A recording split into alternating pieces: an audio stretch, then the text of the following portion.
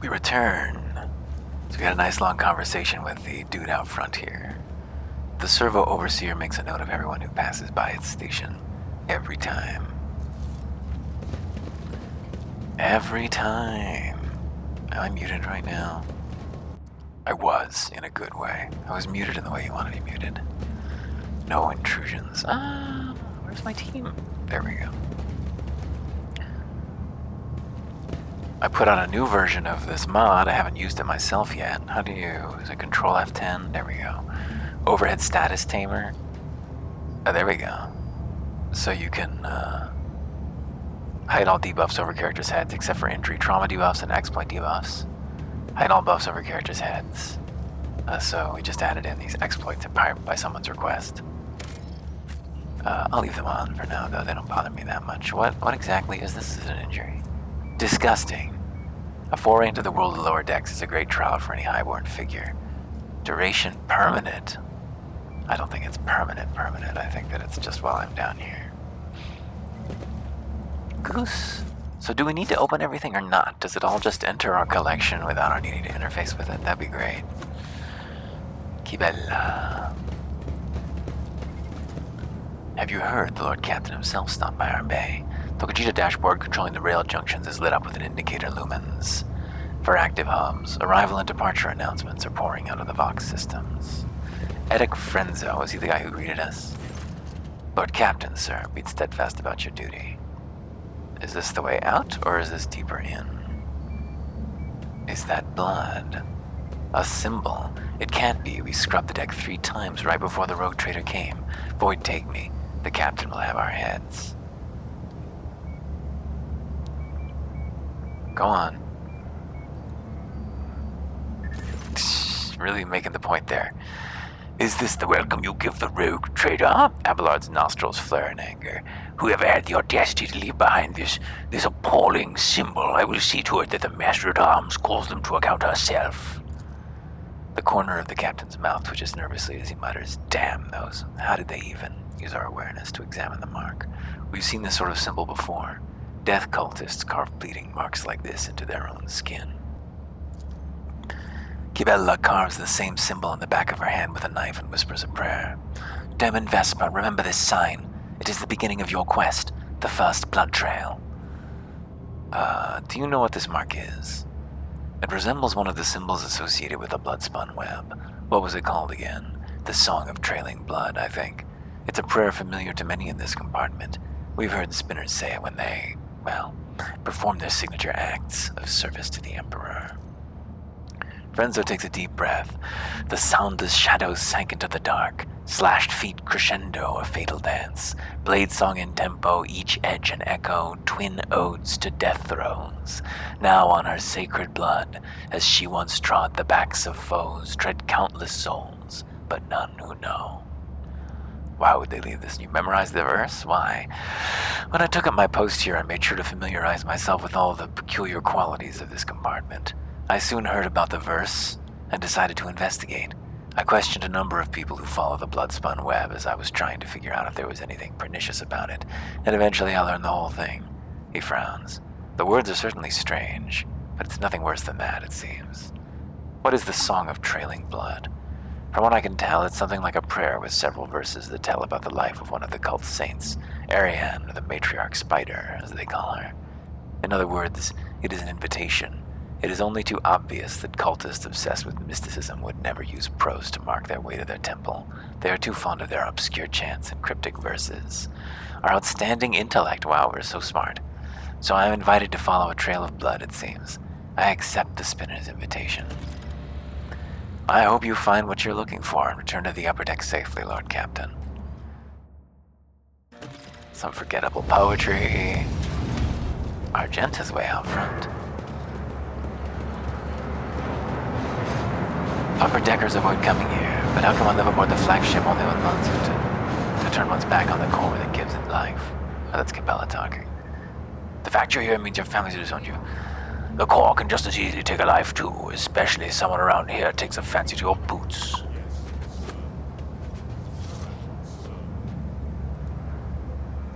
The fact that you're here means you have been abandoned by your families. Brutal. This is the last of the hub's vials for this work cycle. Do you have any idea how much it costs? Oh, there. 57 ration cards. It's all I've got, I swear. Spent the rest on Rotgut again, I'm guessing. I'm not doing you any more favors. Give up the drink or get used to life in the pestilence pit. I hope you get hit by a train. Wow. Life's hard down here. The people don't help each other. They're all desperate. Quartermaster. Not what we can speak to.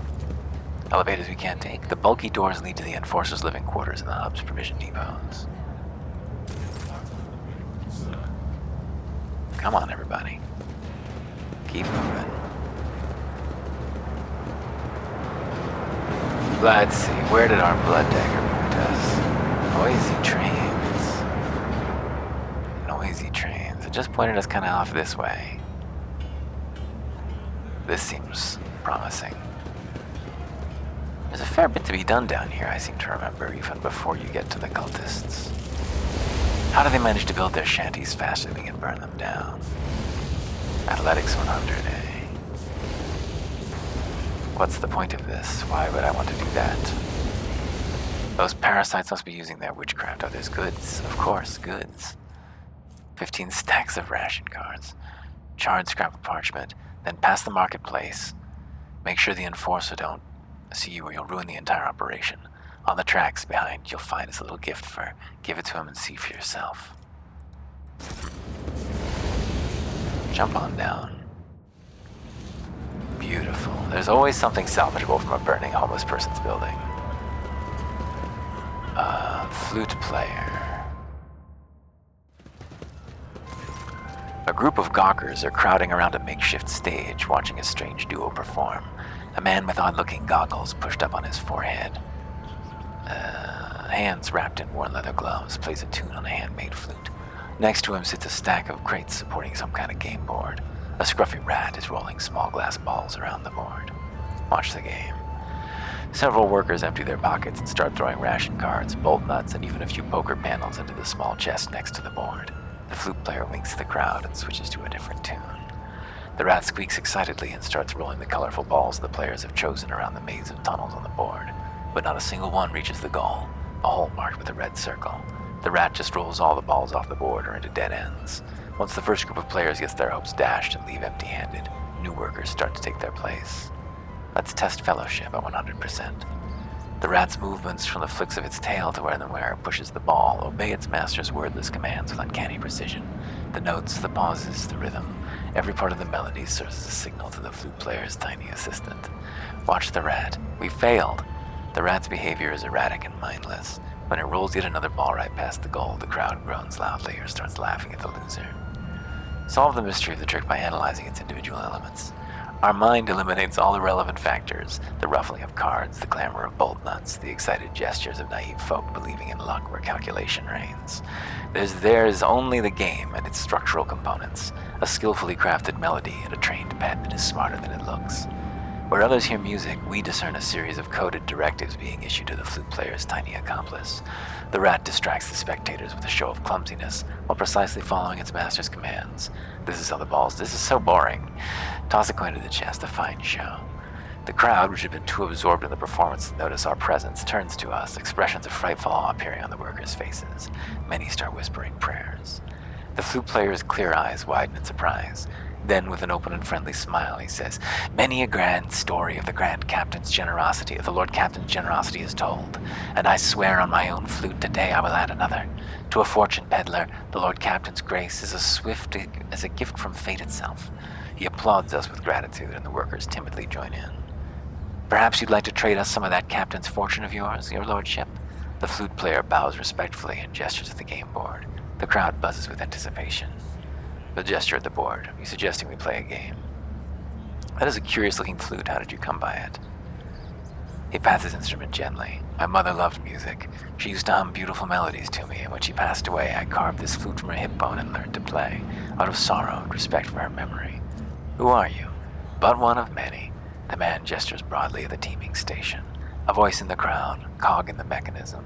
His humble servant. Flute player is all they call me, because that's what I am. I make up tunes and give the people respite after a hard day's work. Play one of the local favorites for me. The flute player smiles mysteriously and brings the flute to his lips. A simple, brisk melody pours out of the instrument.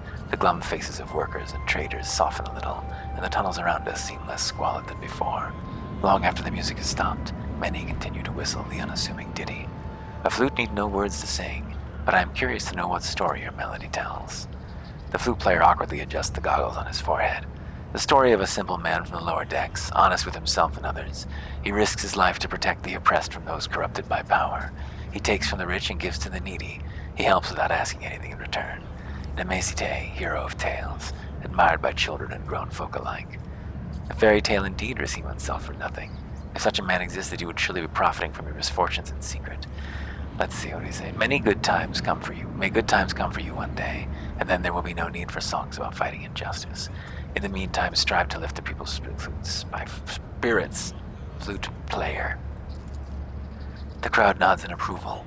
The whispers merge into a single prayer for our health. The flute player smiles. For a humble servant, there is no greater reward than his lord's approval. I will try my best to inspire as many of your subjects with music as I can.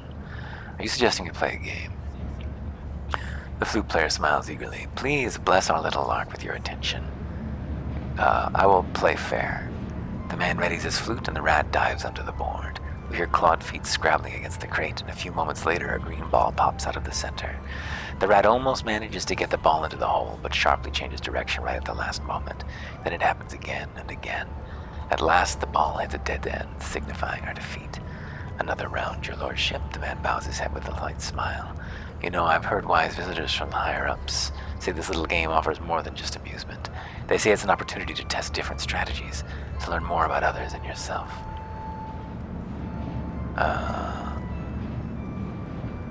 Play fair. We play again. The insufferable rat gets the ball stuck again. That was close, your lordship. Would you like to play again, or was that enough? We'll cut a button from our sleeve and throw it to the man. I've had enough fill of my entertainment for one day. Thank you for this generous gift. These folks will shower me in ration cards to get their hands on something that belonged to your lordship. Fortune gave me the brightest of its smiles today. I hope you've enjoyed yourself. I certainly won't forget my fateful meeting with the Lord Captain. The flute player clears the board in one deft movement and begins a new tune. Oops.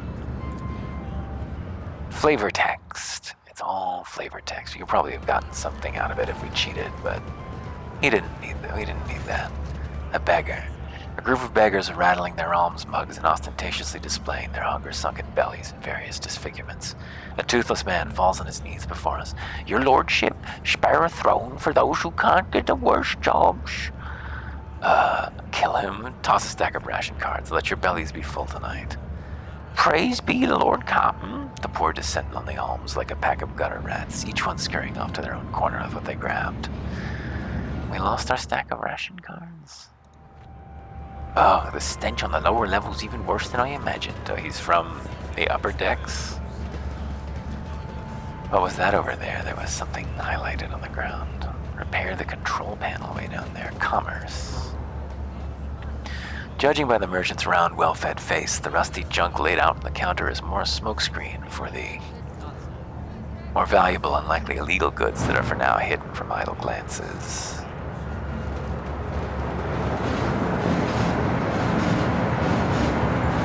Noisy trains. Those baton-wielding bastards have gone bleeding mad. Another 20 of our folk torched along with their shacks. Goods. A dead man. Can I talk to him? I don't seem able to talk to people right now. He's just marked as a dead man. I can talk to this laborer. Void leprosy take him.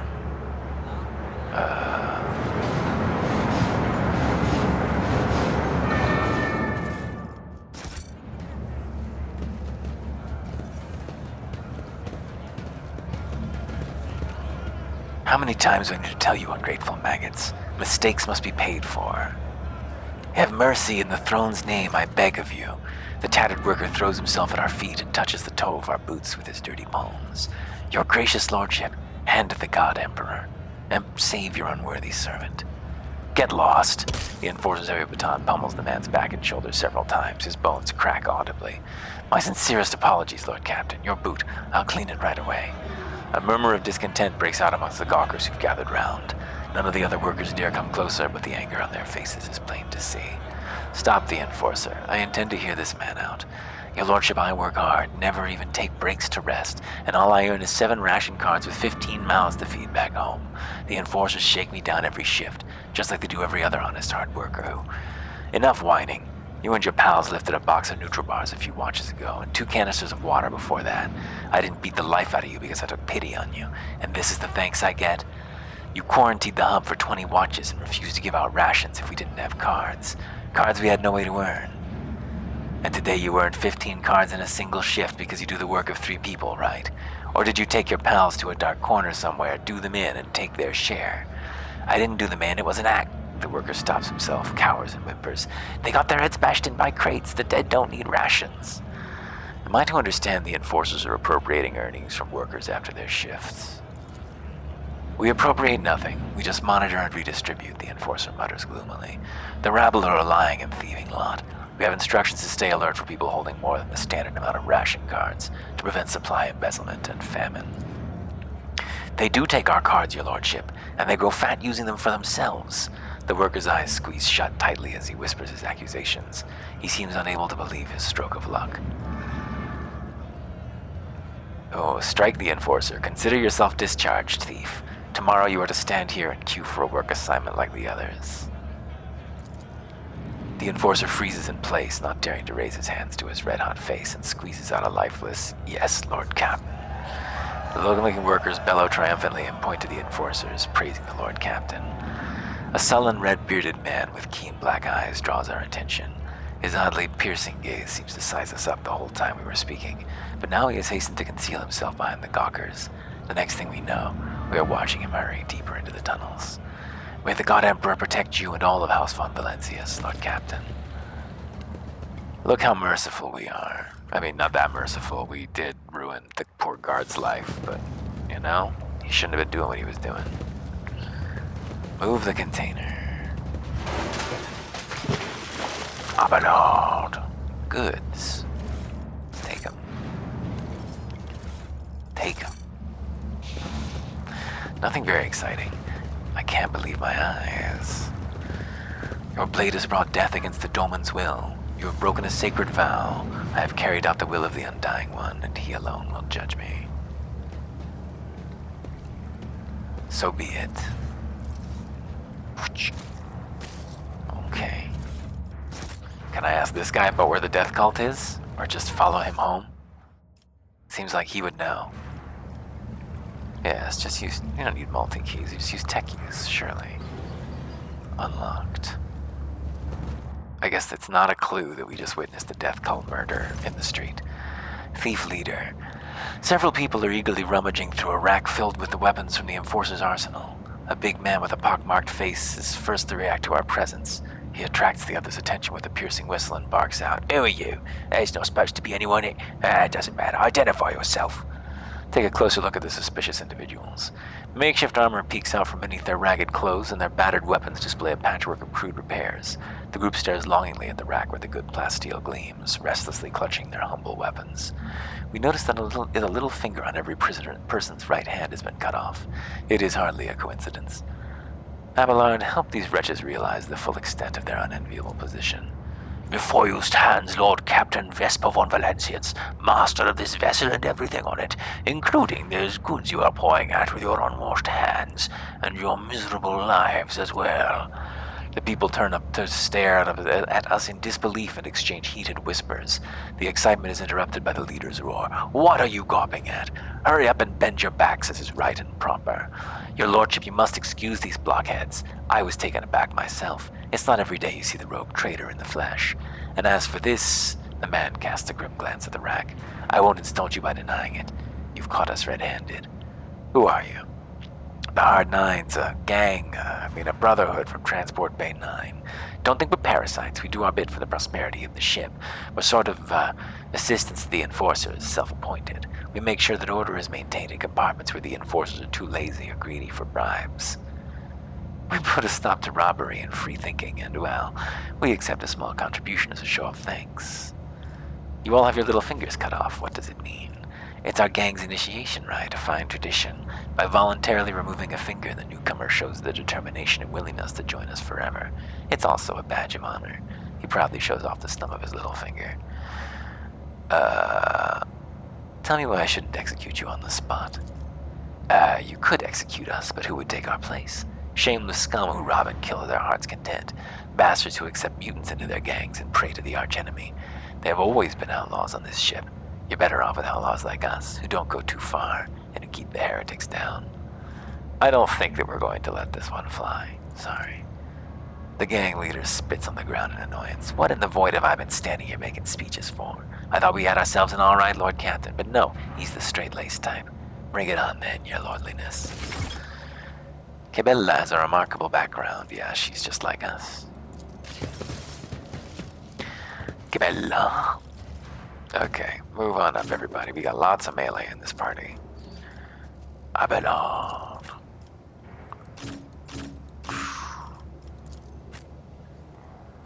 Oh, she's kind of far back. That's a shame.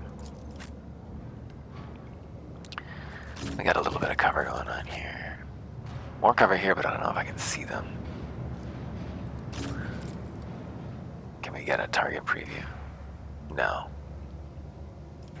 And she should also be pretty far up there. Start you on battle.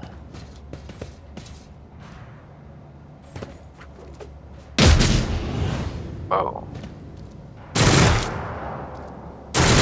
Why is it flickering so? I guess the camera was in the wrong position. But no, it is flickering back and forth. That's weird. Not flowing smoothly. So is he gonna get himself hit when she comes forward and kicks extreme ass? He is probably. So he should just move up to well, he can probably charge. He goes here. Does he want to move at least 5 squares when he charges? Is that how that works? 1, 2, 3, 4, 5. 1, 2, 3, 4. It's only 4. So how does he move 5 spaces? He can go that far with a charge. Wow. I can't remember if he took that talent or not. Whoa, why for 0? Why for 0 damage? That seems bad. Is that a bug that we introduced, or has he got some kind of crazy buff? Horde of thugs. No. Does he have extreme armor? No, I guess we'll have to see what continues to happen.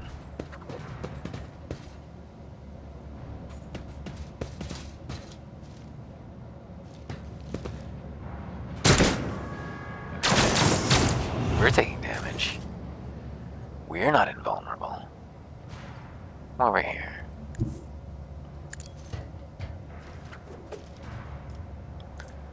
Brutal strike. Oh, that's it's an area attack, but it's forwards. This is what we're looking for.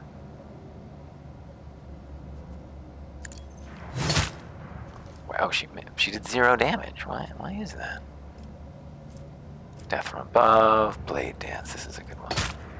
Why are we doing 0 damage sometimes? I don't understand. Is our firing 0 shots. Deals damage negated. Why was it damage canceled? Oh, scrap plating. I see. He's got something called scrap plating. Can I see what that is? Oh, here it is. But I can't see what it does. Does it say in here? No, it does not. So it's just a mystery that sometimes reduces damage as you take to 0. I guess I just have to accept it and live with the disappointment. Yikes. Guess we should have done that first, so we would have gotten an extra charge by finishing it, but whatever. So I think this is going to be fine. That's my suspicion. Let's do a little psychic shrink. And a little sensory deprivation, perhaps. Abelard's going to get another turn before he gets another turn, so I'll do it to this guy. Get blinded, fool. And we should also expose his weakness.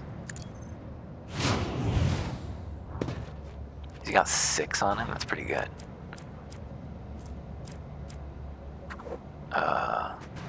No, he's got... Is that what that is?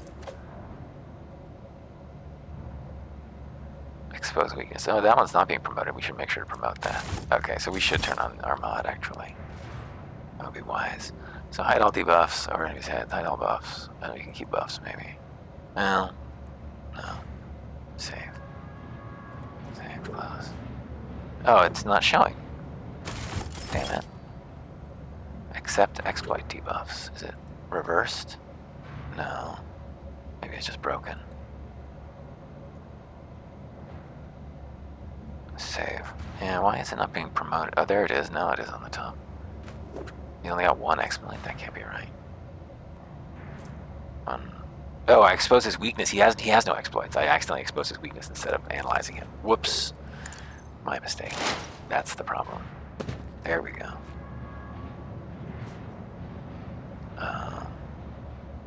Very nice. We take a shot here. No, we have no shots.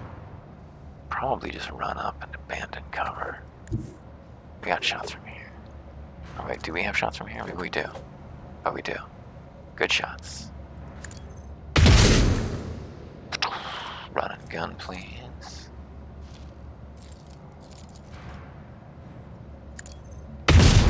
Nice.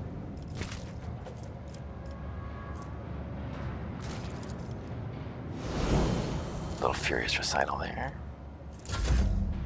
And now we should come and laserize these people with our eye laser. Not that one. Lidless stare. Wait, I should do lidless stare on both of them? Yeah, it's probably better. 0 damage. Scrap plating, it's so good.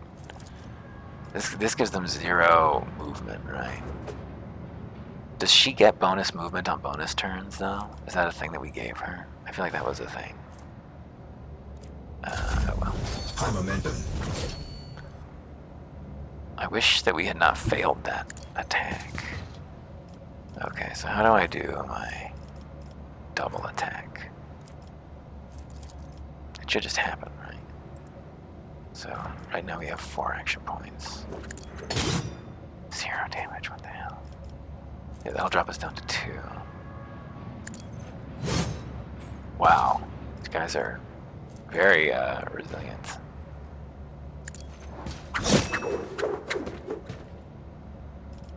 What does this one do? You serve me. Oh, it just makes somebody my servant. Okay, make Cabela. He's coming up, right? Oh, Abelard actually is coming up next. Look at Abelard. We don't need to do that.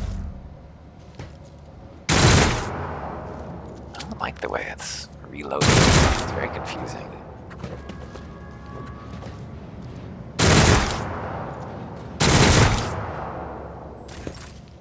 Flicker, flicker. Okay, Abelard. Charge this guy for me. Very good. It's not quite as much of a killer as your friends. Oh, I should have warned enemy him first. Oops.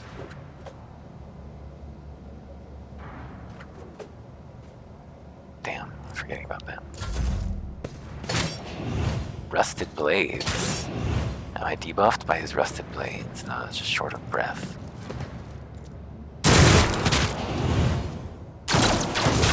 Two different guns, huh? Kibella is back. Okay, move her over here. And she can just take a normal swing, and I think that will suffice. Then she can do a little hop. Death from above over here. Then she can, what can she still do? So this is 2 action points. But what about captive audience? Yes. Immobilize. And counts as full cover. Not that that'll be useful from this side, but whatever. I'll inflict a bunch of bleeding on him. That'll be fun. What's this one do? Oh, raining blood. That would have been cool to do too.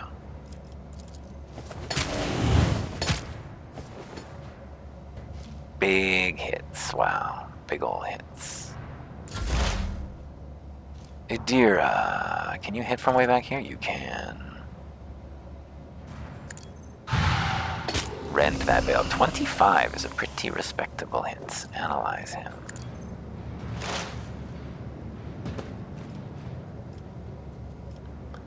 I'm gonna blind somebody else, maybe. Yeah, these gunners can be blinded. No eyes. Argenta. Can you see anyone? Yeah, you can see these jerks. No, maybe you can't. Can you move to be in cover? You can still be in cover here. Can you see them now? Yes, you can. Maybe this will be reasonable.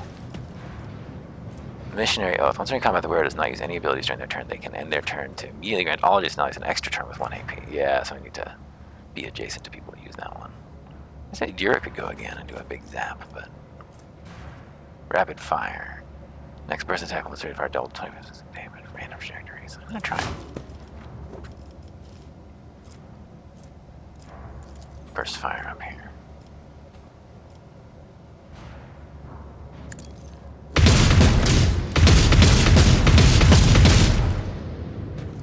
Well, 2 zeros.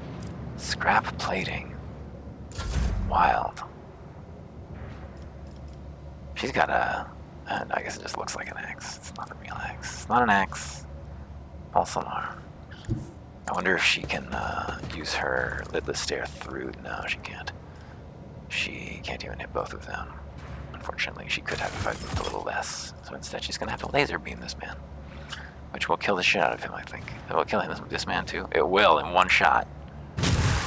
Oh, except that his... He's so good. He's so good. Okay, keep on. Wake up. And take another one of these.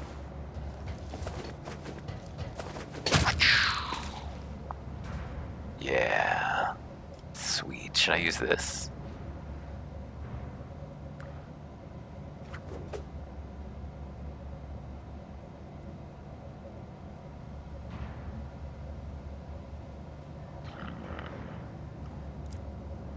This would be a little bit overkill right now. We can definitely move on though. Damn. I guess I should have buffed her first. Vesper the Booness, sure, why not? Vesper can run over here, and then he can flip out.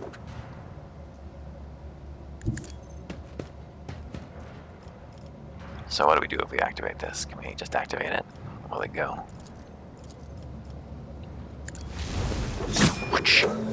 0 damage. 0 damage. There we go.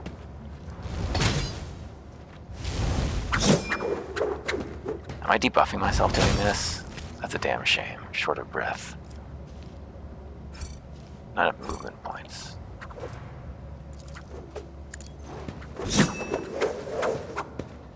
Lots of action points, though.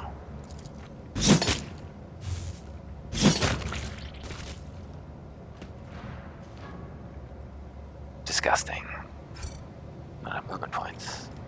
I could reverse all of my movement for this turn, I guess.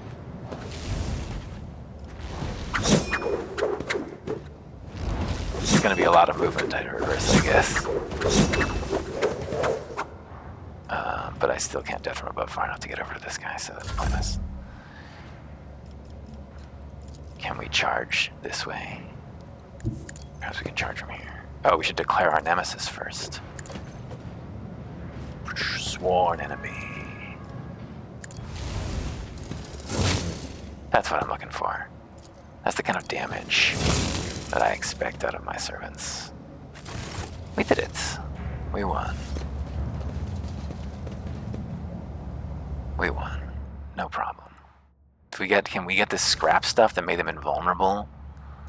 What was their armor doing that made them indestructible so many times? I don't know. I simply don't. It is a mystery. Did we just steal the weapons that we just killed to defend? Open it, Gibella. Nice job. Looks like there was nothing else back here. Just one kill explosion.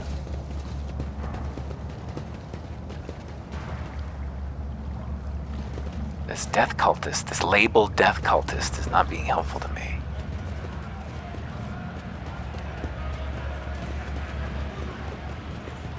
What's going on over here? The kids have been waiting for you. How was your shift? We worked hard. I helped out a friend with the loading and he gave me some cards. Take them in exchange for your new shoes.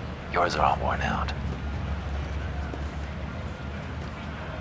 Oh, thank you. We've already made your bed for you, so once we've eaten, you go and rest. The little ones and I will head out to the marketplace and leave you in peace. What did the Emperor send me such a wonderful wife? Beautiful domesticity. It's so nice. This is the first time I've seen a rogue trader up close. Glory to his Lord Captainship.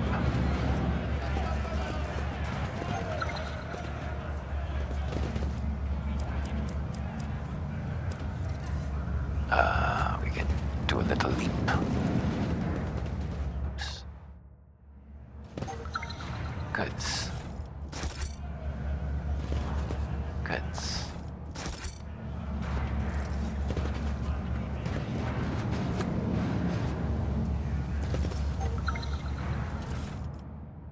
Secrets.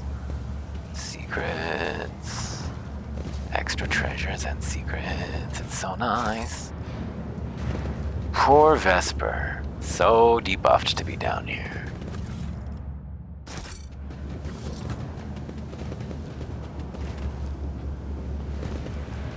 Looks like we went the whole way around. I think there's something to be seen down there. How do we get down there? Looks like, oh, I see. You can loop around on the top.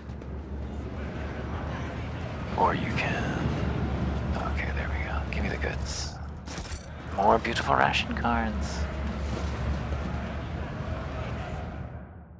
Where is the VAT captain? Oh, a blindfolded old man. Lore Imperium. These crates are typically used to transport weapons. The worn-away markings make it impossible to determine where the shipment came from, and the scuffed surfaces indicate the crates have been moved frequently. Mr. Blindfolded Old Man. An old man in pitiful rags listens intently to the sound of our footsteps. A stinking piece of cloth is wrapped around his eyes, with greenish pus oozing out from under it. The old man lays his trembling hands protectively on the heap of junk that serves as his bed as well as his table. An empty beggar's mug makes a clinking sound next to his withered leg. Throw a strip of dried ration meat into his mug. Here, have something to eat. The old man ravenously sinks his remaining teeth into the meat's tough fibers, but soon enough gives up on chewing and swallows the piece whole. Could this be a true miracle of the Emperor? Or is it just another dream? What happened to your eyes? The void rats gnawed them out while I was asleep, and the sewer water my wounds were washed in was infected, turns out. The pain became a stinging feeling that wouldn't go away, and only got worse. How does a blind man manage to survive in a place like this? People help me. Good people, not so good ones too. He sweeps his withered arm vacantly around the slum. There, next to you. Weapons are usually transported in crates like those. I want to look inside. Weapons? The old man sounds frightened and pitiful. How would something like that wind up in our bottom of the bilge compartment? I didn't mean to alarm you. I simply wish to learn more about my people's lives. Your people? Could it be our Lord Captain, our benefactor? Is it really you? The old man looks shocked. Our gracious Lord, we know you well. Your charity gets us through the day, and we pray for you always. But what are you doing down here in this? Please hurry away before they know you're here. They are plotting something terrible. This crate, it's where they hide their... Bang. A cold voice filled with the promise of death mutters, "Pathetic fool. That's our secrecy gone right down the shitter. Folks, we're gonna have to make some noise." A common worker, her face so nondescript it almost looks scrubbed off, is aiming a weapon at us that she produced seemingly out of nowhere. Leave no witnesses. I think I failed this fight last time. It was too hard for me. Look how many of them there are. It's a very large number of guys, and we were ambushed, so we're probably gonna not get to act the first turn. Oh no, we get to act, okay. Didn't get to position ourselves though. Wish I had some grenades. Maybe I do? Can I not put them in my Equipazoid?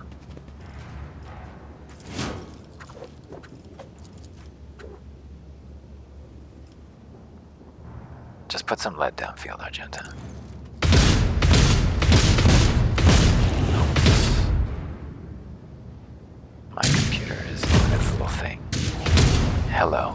machine. Alright, 2 down, that's pretty good. How about a run and gun? And another. Oh, we can't burst fire again? Why not? Oh, it takes 2 action points. Maybe you can hit them both. Penetrate. Damn, hit neither. Yeah, give us the momentum early. Alright, more AoE opportunity.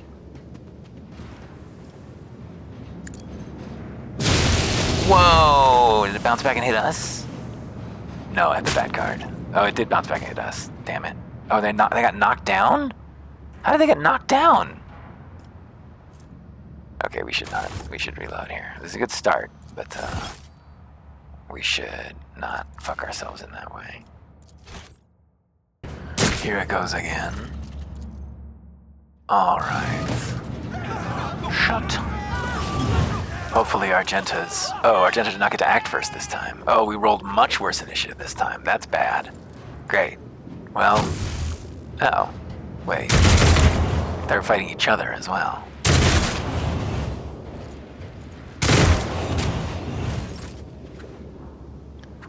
The foreman's still on our side, I see. Okay, Argenta did still get to go first, so let's double her rate of fire. And just throw a bunch of lead downfield here. Oh, should we move closer, do you think? Would that make her more accurate? No, it did not. I think having cover would make her more accurate. Wow, killer.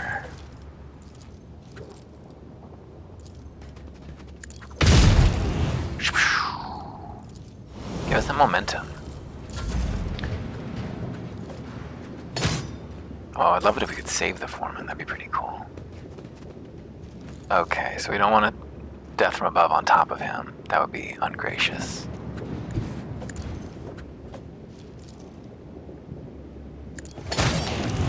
Can I death from above past him? No, I absolutely cannot. So the foreman is kind of an impediment right now. Well, he may be doomed. It may be doomed for him. Oh, that's nice. It didn't hit him.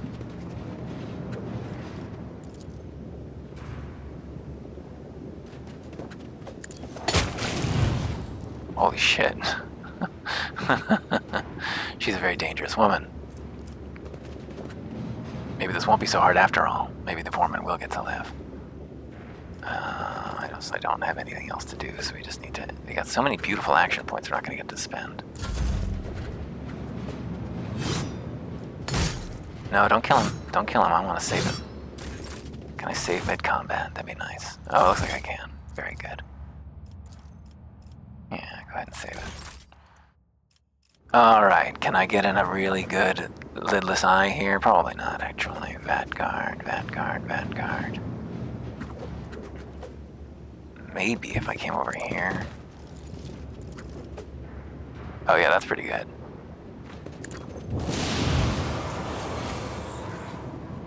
I'll take it. You know, I wonder if I could have gone even further. Oh yeah, bring it down. Here, take this.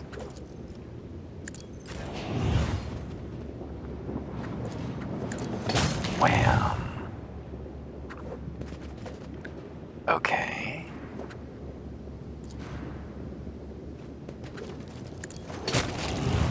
Very nice. What is her... Officer grants an ally an extra turn with full AP and MP. There's no attack limit. I don't think that she can get over to those enemies even with a full extra turn, unfortunately, so let's not do that. Can you zap those guys, though? I think you can. Yeah, I was not gonna kill them. Very close, but not quite. Can I blind them then?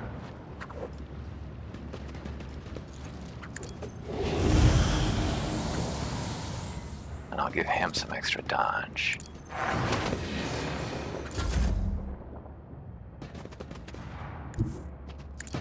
Let's get up here to soak up some fire, potentially. How many charges do I have? Just one, so I can't get over there either. I guess I could just death from above as close as possible, though.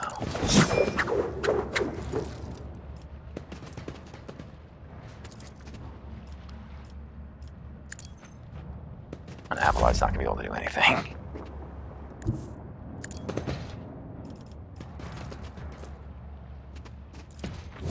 Endure! Graceful impact. No, Foreman, don't get yourself killed. Oh, there's another guy over there? Foreman, don't get yourself killed. Please don't get yourself killed. Do I have line of sight on everybody over here? How much does she get to shoot when she does this? Extra attacks equal to weapons rate of fire minimum 2.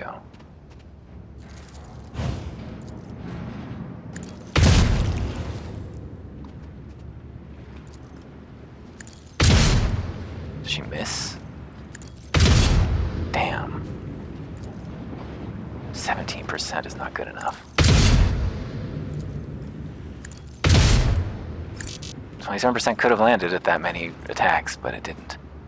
I wish I'd done this. Kibella, can you get over there? No. No, you can't. Can you gaze over this? Yes, you can.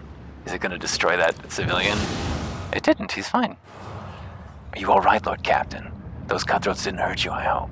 The man's prosthetic leg has been shot, and it carries his weight awkwardly. The locals and the enforcers call me the Foreman. I have no other name.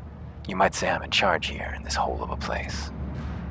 We recognize the shaggy red beard and keen black eyes. This is the man who was watching us during our encounter with the enforcer and the station worker. What in the throne's name was that? I'm not sure. Perhaps those freeloaders believed in the tales of the Nemesis. As it happens, I've complained to that blast to Captain Frenzo about some idiots who've been painting pictures on the walls, inciting people. And what did he say? I've got everything under control.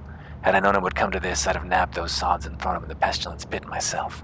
And now we'll be pestered by enforcers to no end, damn it all. Who is this Nemesis? Just a story they tell around here. There's this chap they say wanders the lower decks helping the poor who can't earn a living for themselves and standing up to the officers and enforcers in defense of the weak. Except he's just a story, and nothing more. What happened is of no concern to you. Carry on with your duties. He nods hurriedly. Iconoclast, give the foreman a pile of ration cards. Hand those out to the people. You'll know who needs them most. I don't know what that leave means. He opens and closes his mouth in astonishment. Lord Captain, you've just helped some good families survive. I'll divide the cards among them and be sure to tell them it was your lordship who did us this good turn. I saw you near the marketplace. What were you doing there? Watching one of my workers take a beating. I feel sorry for the lad, but there was nothing I could do. The foreman smiles wryly, showing his yellow teeth. Almost all of the front ones have been knocked out. I stuck my neck up and passed. Not doing it again. Tell me what life is like for the workers on the lower decks. They toil day in and day out for the glory of the ship. The rest of the time they do their best to survive, faced with hunger. The more deranged of the enforcers, void leprosy, fires, floods, noxious fumes. The foreman lists these on his finger, although he has fewer than nature's average to work with. In a word, it's a decent enough life. If you work, you survive. If you freeload, you also survive if you're clever. Well, if the God Emperor wills it. What are you cooking in that vat? Believe it or not, this soup made from mold slime and technical drain water has been simmering here in the vat for at least 200 years non-stop. See the growth on the walls over there? We harvest it, dry it, and use it to season the soup. If we're lucky, the smell attracts a void rat, and someone gets to have meat in their bowl. The foreman points a finger proudly toward the vat. It's for those who can't even earn a ration card. I feed them in exchange for service or favors. Sometimes it pays off, and sometimes it doesn't. My people keep an eye out for workers trying to eat 2 bowls in one sitting. One is enough to fill your stomach for an entire watch. Some complain about the taste, of course, ingrates. I speak the Bloodspun Web's temple. Do you know where it is?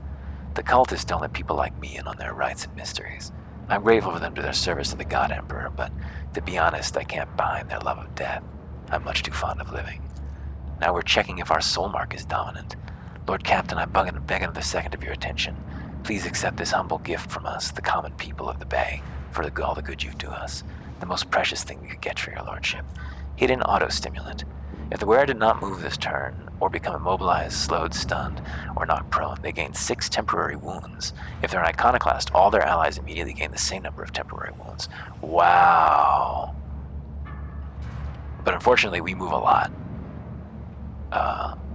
So it's not useful for the captain. We may need to find another iconoclast to equip it to. 6 points for the whole party every time is pretty wild. Well, thank you for that. I guess we did save his life.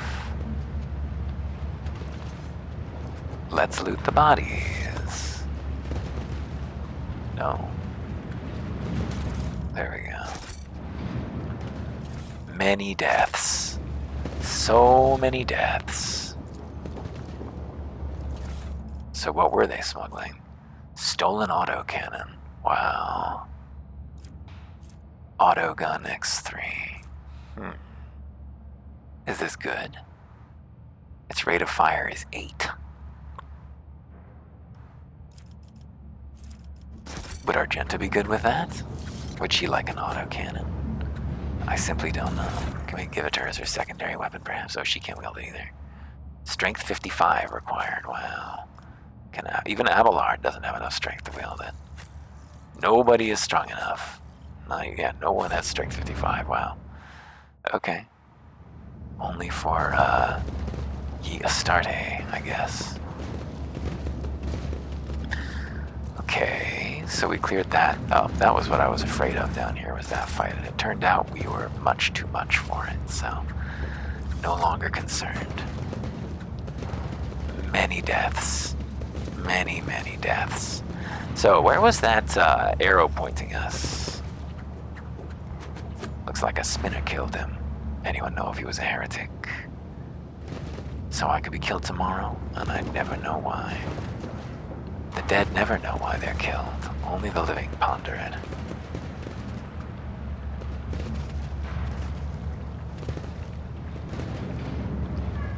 Death cultist, I wish I could talk to you and get your story. Where am I supposed to be going? Where exactly did that sign point me to? I thought it might have been that dead man, but then I couldn't interact with him. Burned out folks' belongings. Hot from the oven. Let's see, where was that dead man? Oh, here's another sign. Help me, it hurts, the burnt man. Mercy, please save me. The young man gasps for air through burnt lips, slipping in and out of delirium. His skin is dripping from his gaunt body like melted wax from a candle. His eyes, somehow intact, alive, and clear, and filled with pain, stare at us from under his caked eyelids. Iconoclast, switch on our box. Get some enforcers and Medicaid personnel in here now. There's a man in need of revival. Once he's recovered, assign him to be a scribe's apprentice. He is too badly injured to go back to a worker's life. A blissful smile twists the man's lips, and a tear forms in the corner of his ruined eye socket. The God Emperor has sent you to save me. You are his light, his grace. Thank you for not leaving me here. Never forget the mercy the Lord Captain has granted you. When the Undying One is ready to accept a soul, it must be sent forth, and so will it be freed from the torment of the flesh. Yet you have chosen to prolong this one's suffering. Excuse me. Your intentions perplex me. Who are you and what happened to you? I'm Vale, the cleaner. I was in my house asleep, and forces came, set fire to it. I didn't make it out in time. I wonder how long he's been sitting here like this. A watch? 3? The Whispers say nobody cared because he didn't matter, but they also say he's somehow supposed to matter to us. Strange. Do you know anything about the mark next to you? He tries to turn his head, his blackened skin crunching as it opens into scarlet cracks. A spinner came.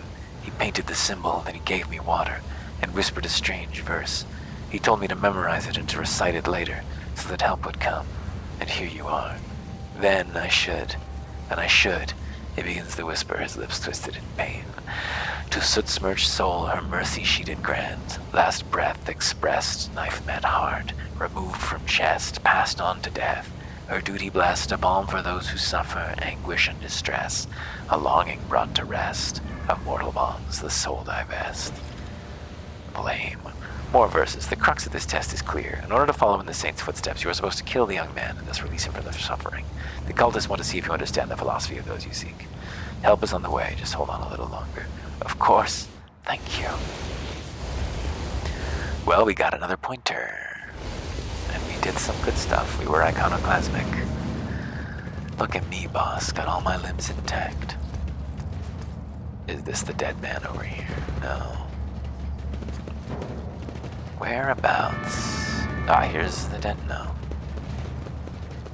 Further up this way. Well, this is where the arrow was pointing me. But I guess this is not my destination.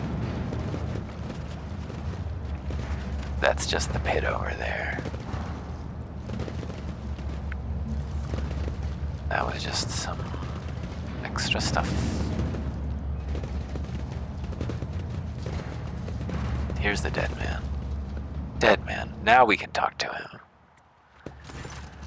A sinewy middle-aged man watches the bustle of the bay with a detached expression. Every so often, whenever his eyes linger on the blood mark inscribed nearby, his face changes strangely and his hands clench into fists. Just as we begin to hear the rumble of an approaching train, the man's gaze turns toward the tracks. He leans forward. What are you doing? What? I didn't. The man starts and almost falls, but manages to keep his balance. In the dim lumen light, we notice old scars scattered all across his body. The scars seem vaguely familiar. Look at his scars. They all vary in length, width, depth, and shape. We notice a pattern in the way the scars are aligned, as well as a series of faded symbols in the man's rough skin. Death cultists bear similar marks on their bodies. But spinners are constantly renewing their wounds, while this man's look long since healed. Your eyes always return to that blood symbol. What do you know about it? It's a symbol of the blood-spun web. I come here every watch, but it hasn't been here before now. I guess today must be a special day. He smiles strangely. The man's faded eyes go wide as he notices Gabella. His voice quivers. Have you come to take me to the other side? Cabela's briefly studies the man's face, then turns away. I do not know you. Death's gaze is not upon you. The man lets out a dull groan and turns to look at the symbol again. But then why is it here? Who are you? A dead man. I lost my name years ago. I've been just another dead man ever since. You dare insult the rogue trader with your impudence. Your body may already be covered in scars, but your tongue seems to be asking for more. You look you're about to take your own life for you having a rotten day. My whole life has been run, and I have only myself to blame. I've tried to change things, fix things, but I always ended up here, so eventually I accepted the truth. You know the symbols of the blood-spun web. You bear similar scars. You a spinner. I was, but I failed to complete my final assignment, so I was exiled from the cult. The Vizier told me to kill the one who would be at a certain junction of the utility tunnels at a certain hour. I went to the appointed spot, and I waited an hour, 2, 5. The junction was still empty. Nobody came. After hours of waiting, I finally realized the person at the junction had been me the whole time. It was my turn to go to the Undying One, but I was afraid. I couldn't do my duty. I ran. So the spinners simply let you go. They made no attempts to find and kill you. There was no pursuit. I thought I'd see their black blades the very next day. Instead, years passed without them taking my heart. I tried starting a new life, but the terror never stopped eating away at me. When I got truly desperate, I went to the Temple of Death myself, but no one there would speak to me. When I gave them my name, they just whispered, "Zibreed has gone to the Undying One." They looked through me like I wasn't even there. I've lived like this for 20 years. Like a coward, like a dead man. You were ordered to die. For what reason? The man looks at us. But some would choose to leave the righteous path. These earned penance in due time. Her whip sings vengeance on renegade menace. Her blades pass sentence. For cowards seek to hide their hearts, but death makes no pretense. It takes what is due in essence. He stops and adds hoarsely the third verse of the Song of Trailing Blood. The Vizier recited it to me before sending me on my final assignment. I didn't realize at the time it was my judgment. Another verse, another step. The riddle is trivial, this time for death to take what is due, and the Vizier waits expectantly for us to carry out the sentence he passed years ago. There were plenty of reasons. I sowed death. I offered him the souls of the most pleasing men and women I could find because it kindled my passions. I killed well-off crewmen who didn't deserve their wealth, and I took their thrones. I killed enforcers who looked into my eyes without fear, because I wanted to be feared. I reveled in bloodshed, betrayed the tenets. I realized it, but I couldn't help it, because I enjoyed it. Oh, you poor thing. I think I'm gonna cry. You couldn't stop slicing people up. That must have been so hard for you. Even my whispers have nothing to say to a pathetic tale like that. I bet you're thinking, what a lousy self-absorbed sack of scum, they're thinking. You do not sound particularly remorseful. Have you killed any more innocent souls since you ran? No. I've been afraid to touch my own knife since that day. Thought it might just stab me on its own. But temptation is always there. You do not sound particularly remorseful. I've spent years in remorse. I'm tired of it. You are disgusting. I will not grant you the release you so crave. May you live on in suffering, fearful of every shadow. That's not my way. You are a coward and a butcher of the innocent. I will purge my ship of your existence. The man does nothing to stop us. He even leans closer to the rails, accepting his fate with a smile on his face. The undying one is death. Why did we do it that way? Why did we do it like that? We have a weapon. We didn't have to do it that way.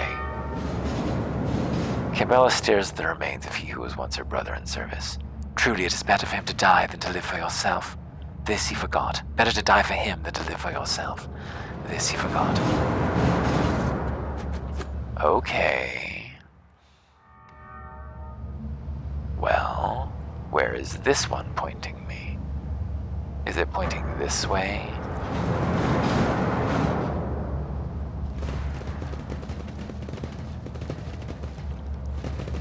There it is. It's pointing this way. Guess not over here. Or is it pointing this way? No, it seemed like the tip of the arrow is there. And it wasn't back in here, was it? This was an optional encounter. So perhaps it is pointing the other way. What does it say? This symbol, I can still see the colors emanating from it. O's. The trail leads toward the slums. Is this the slums?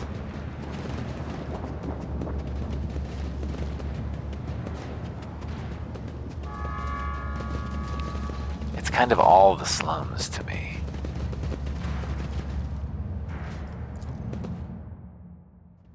Doesn't seem like we're in the good part of town in any sense.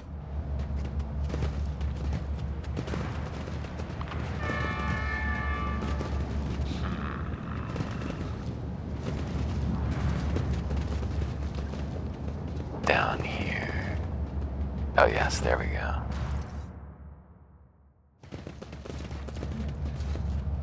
The longer we stare at the mark, the quieter the sounds of the station become. The shadows grow longer and seem to stretch in the direction of the adjacent section. A bomb! Get it? Goods, good. Give your gift to the one who sees nothing but hears everything. Then the truth will be revealed to you. I already did that. Lord Captain, this is where the sick and the broken are herded to die of their various diseases. Don't touch anything. The stench of decaying bodies creeps into our throat. Stop being so bloody difficult. What's the thing that death cultists say? Your time has come, or what have you. No, please. What did I do? Talk about being everywhere at once. How about we take his stuff to the marketplace? We'll get to eat soup tonight.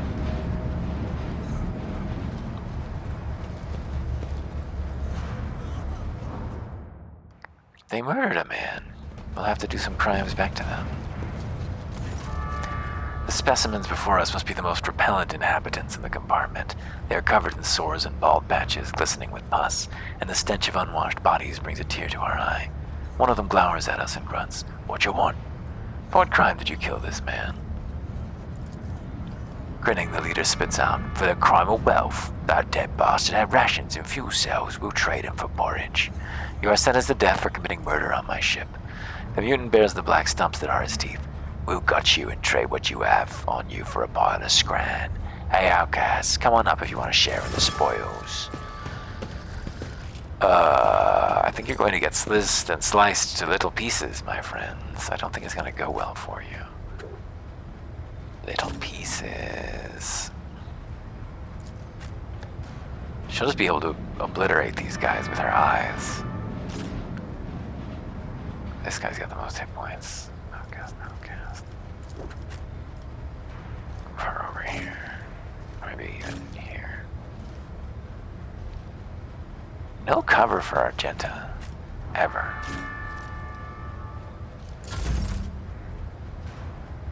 Alright. Let's just get in there. Open with a blade dance. Oops, no, shift 2. Why doesn't it do the third hit? I don't understand.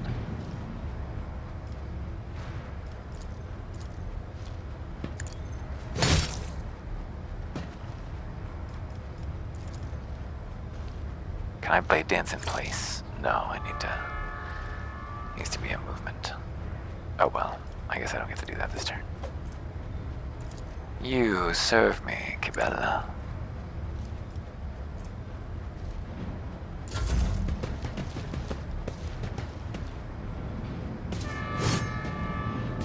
Can't hit us. That's right. Ouch.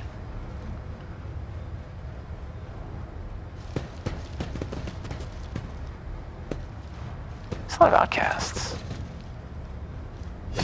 Ow. Yikes, so she dodged. She's not worried. I'm gonna take an opportunity attack if I step away. Is that how this works? Let's declare our nemesis on this guy. And...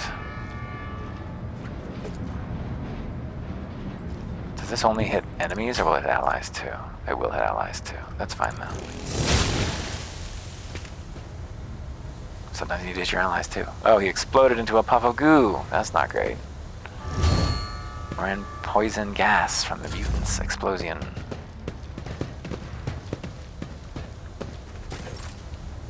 Argenta.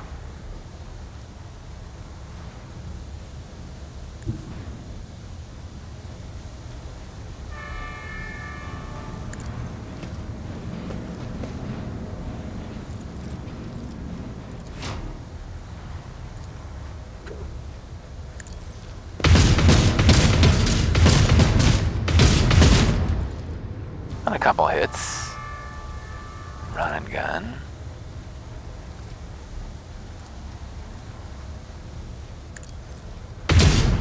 %'s not good enough, huh? Give us some furious recital. Well...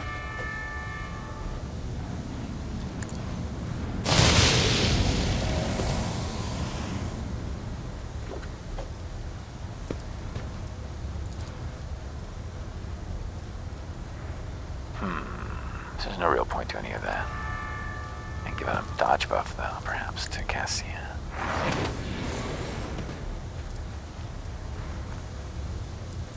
We can blind somebody, why not? There we go. Kibella. I should just come up here and do a big blade slice. Oh, shit. Well, that didn't matter, okay. Oops. That used up all of our movement. Damn it, I didn't even realize he was still alive. I didn't see him there in the smog.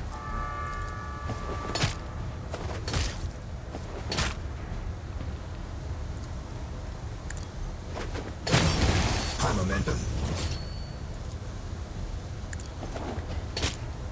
Didn't quite get him. Oh, we can do it again now.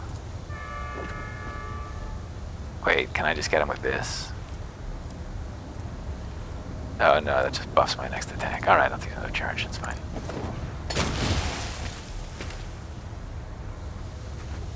She still got another charge. She got 2 charges still. Oh no, that's short of breath charges. I guess she's out of charges.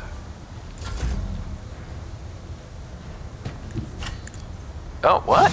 Oh, okay, she had 2 people looking at her, of course. Whoa, I didn't see that guy up there.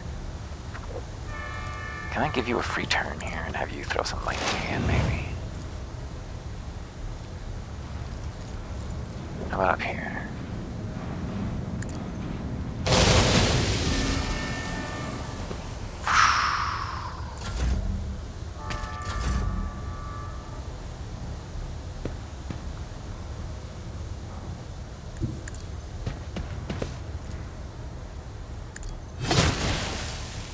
Can I do a cleave now? No, I can't. I have to do a normal attack. Alright, well I will then.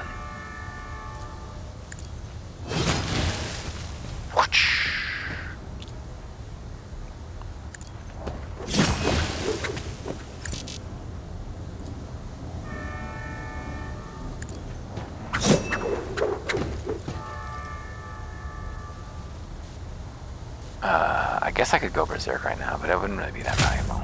I can wait.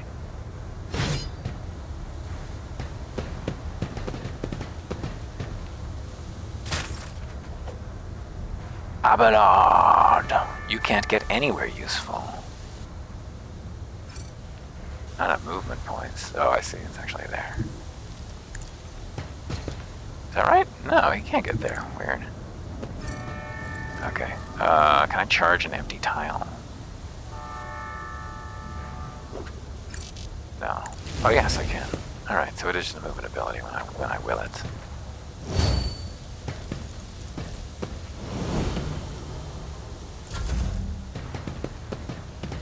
Oh, you got a huge heal.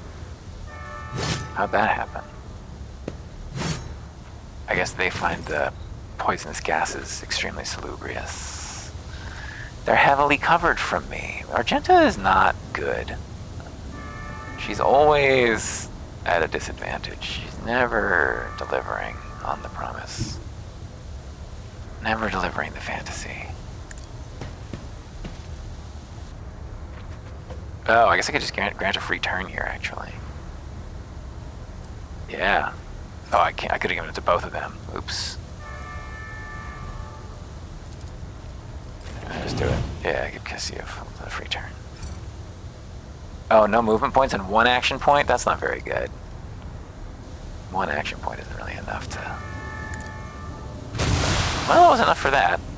It was better than Cassia attacking, probably.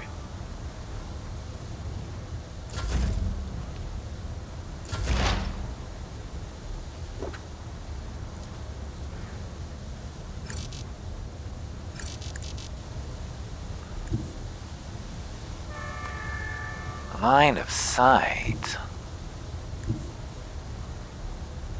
Looks like I have no line of sight no matter where I go. Oh, I can see him. Abelard's got a lot of temporaries right now. Oh, the warp's getting a little twisted over there. That could be bad. Probably don't want to push that. We don't want to spawn a bad guy on top of us at this point. An easy fight into a hard one.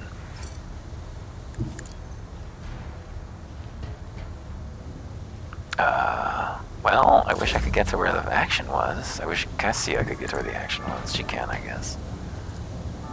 And she can just vaporize everyone with her eyes, including the captain. Captain, finish him.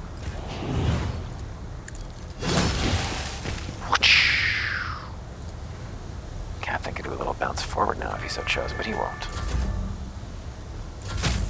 Ow. Did you take a wound for that? Wow, why is he standing in the poison gas?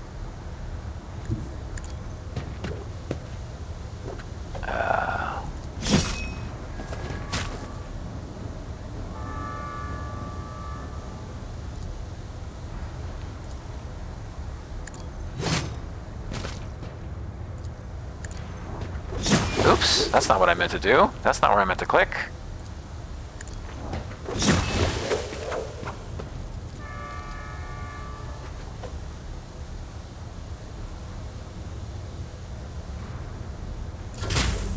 Ouch. Pop. Holy shit, lots of damage in those void zones. Abelard, please cut this man to ribbons. End his career. Let's take an opportunity attack so we can get a charge on him. Yeah, not worried about about that. That's clutch. Parrying while you're running away. That's hero shit. I think that was it. We made it. Oh, and we leveled up. What a beautiful experience. Level up. Okay. Choose special ability, Death Waltz. When using Death Waltz, the Blade Dancer immediately heals the full. The cost of abilities to use wounds is reduced by half until the end of combat. Death Waltz is Blade Dancer plus 4 charges of death from above, and it deals plus agi bonus additional damage. Or until the end of combat, strikes with the Blade Dancer, including attacks made as part of Death Waltz. Reduce enemy weapon skill by and reduce armor, and these penalties stack. Upon using Death Waltz after killing an enemy, the Blade Dancer gains plus 3% dodge until the end of combat. Stocks up to 3 times. Hang on.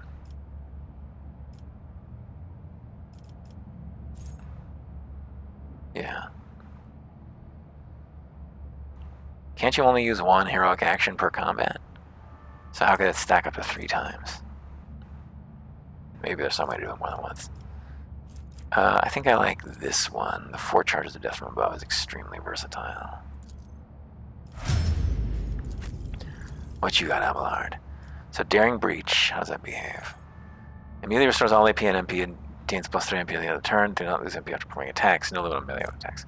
Also has plus 10 movement points, and you don't provoke an attacks of opportunity. That's pretty good. Until the end of combat, one plus 4 MP for each kill and may use their MP after attacking using abilities. That's alright.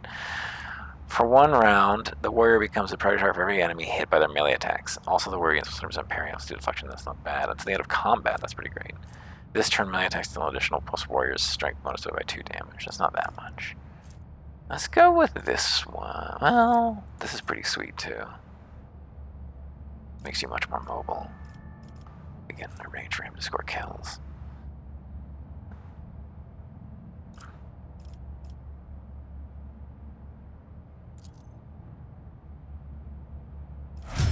I think this is the more sensible choice. Now you're dismantling attack. Opportunity immediately inflicts plus 1 exploit on each enemy in combat that makes a free attack against the target. You use a ranged weapon in melee. This attack always hits until the end of combat. The target has this plus minus 30% to armor, block, dodge, and parry. Wow, so it's a huge debuff. It's a great one to break out immediately. Till the operative's next turn, the target cannot move. Until the end of combat, the target's MP is reduced by 3.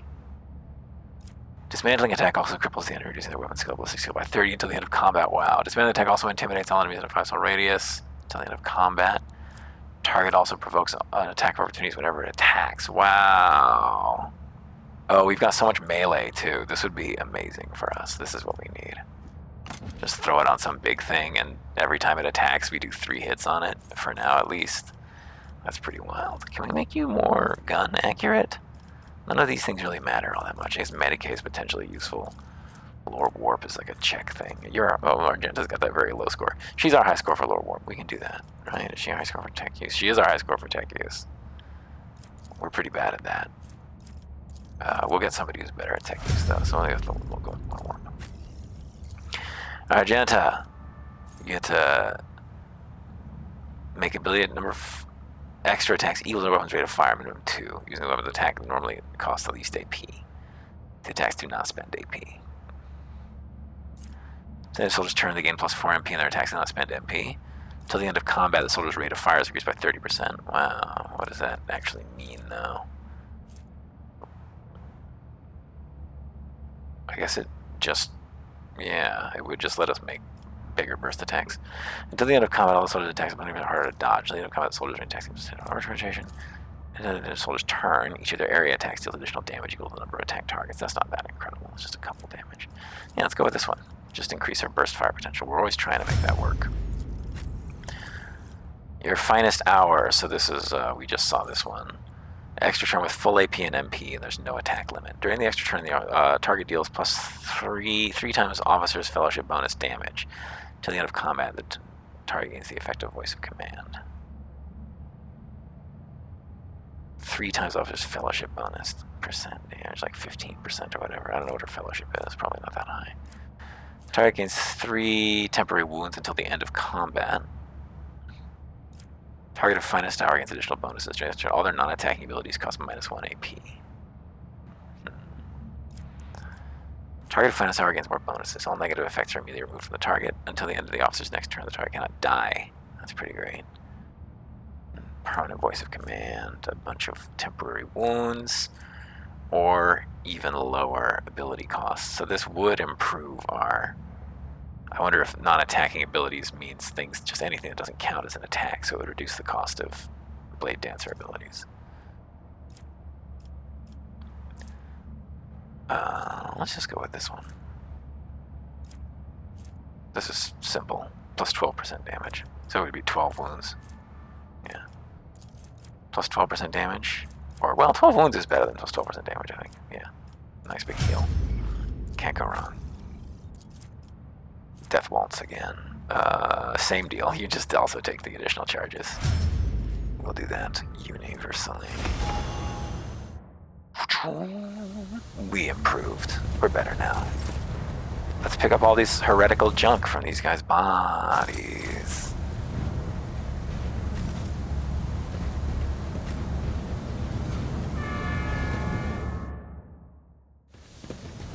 Goods. Beautiful goods. Don't let them pass. My lungs are filled with the decay of lifeless bodies. They are flashing toxic colors. Please do not touch anything. Demolition. Wow, lots of demolition.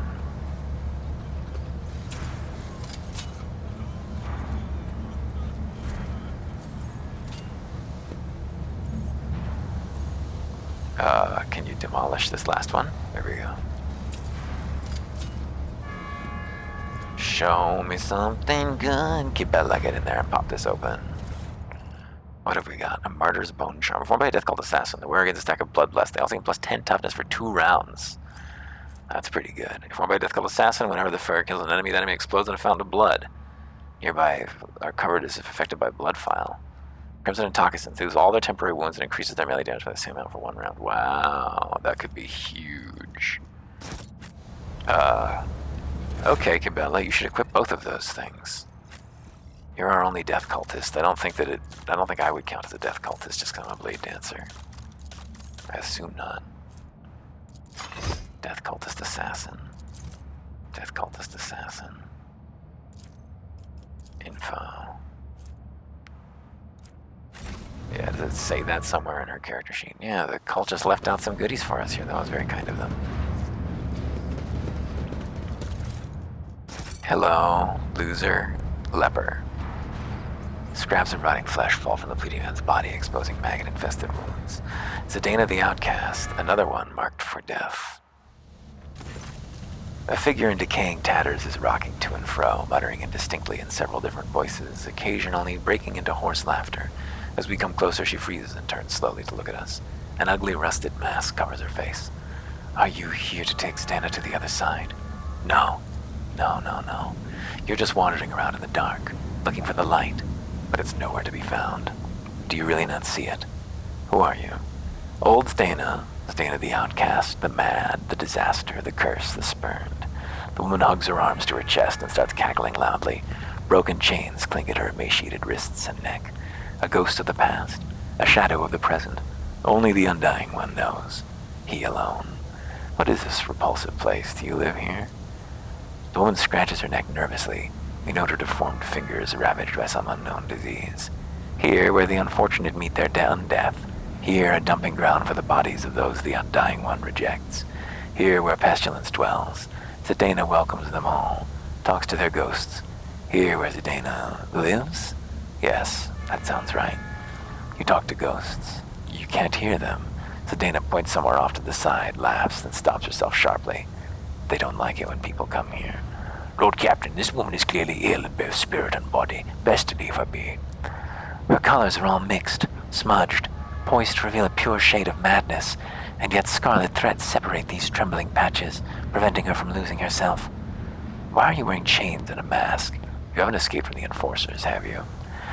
Ah, these. Gifts they are. The chains clink to announce Zidane's approach, for others to hear. She slides her disease-darkened palm down the rough, rusted metal of her mask. They hide, fearful of becoming like Zidane, afraid of losing face. There is a blood symbol next to you. I have seen such marks before. Is this another part of the Song of Trailing Blood? Zidane bursts into hysterical laughter. Oh yes, the song. Here, listen. Listen, she starts chanting hurriedly. She wandered an eternity in dark, yet was consoled, Webb foretold. Undying one's blood secrets glowed, a light to guide her faithful fold. But threads must end, and so the spider did what she was owed, that which was owed, her life and death to ship bestowed. The final test. This time they want you to make a sacrifice. If one were to interpret this entire mystical search as a repetition of the saint's journey, then the logical conclusion is you are supposed to sacrifice yourself to merge with the blood that has drenched the flagship from bow to stern. She laughs again, and you'll see if you learn to see. Look into the darkness. Look, peer into the darkness. I cannot fathom what I am meant to see here. We peer into the darkness and are gradually able to make out the outlines of objects hidden in the shadows, rotting corpses, rough walls, the twitching death throes of infected people left here to die. We see no light in this place, only more darkness and despair. You don't see, do you? You don't see? Zidane shakes her head frantically and starts tearing off her rags. Strips of her decaying flesh peel off along with them. You will not see until you become like Zidane, the flesh and blood of this ship. How do I become the flagship's blood? Oh, Zidane will show you, and you'll see the true light. Come now. She's leading us on, I guess. Oh, there's more people to loot here. Purge the ventilation shafts and become the ship's blood. Oh, goodness. Whoop. She just left. We just saw this kill someone. The rotating blades promise nothing but a senseless and brutal death. Slipping past them would require some unreasonably precise calculations or blind luck. While listening to the air currents, for a moment we think we hear Zidane's whispered prayer rising from the depths of the shaft. I've got Cheem. I'm happy to take berserk risks. And a leap. For throne's sake, come to your senses.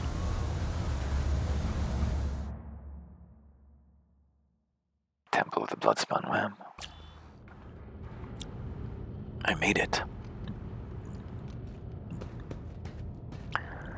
Death cultist. The death cultist bows his head reverently.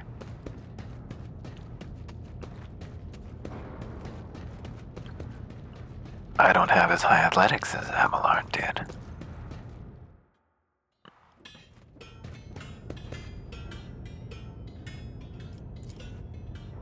There are large holes in the compartment's ceiling. The spinners have dismantled the bulkheads to expand their temple ever higher.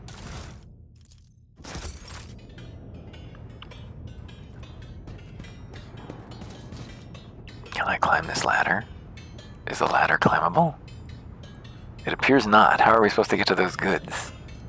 Oh, I can't even get over there.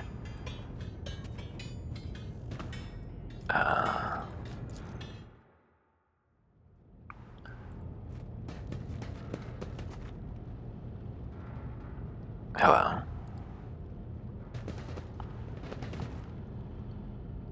I bid you go, go, go. Doo-doo, doo-doo, doo-doo. How are we supposed to get those goods over there? No, okay. Let's go straight over, around, and then we can go up the ladder. Yes, I guess we wiggled our way up the ladder. Get 'em. It's essential.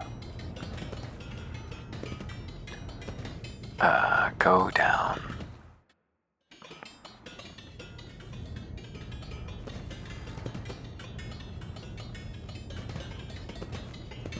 There's goods.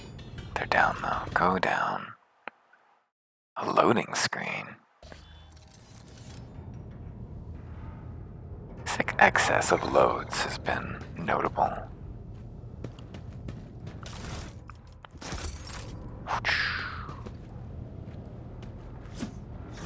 Our duty is to our Lord's bidding. We no longer usher souls to the other side. The Undying One will collect them himself when their time comes.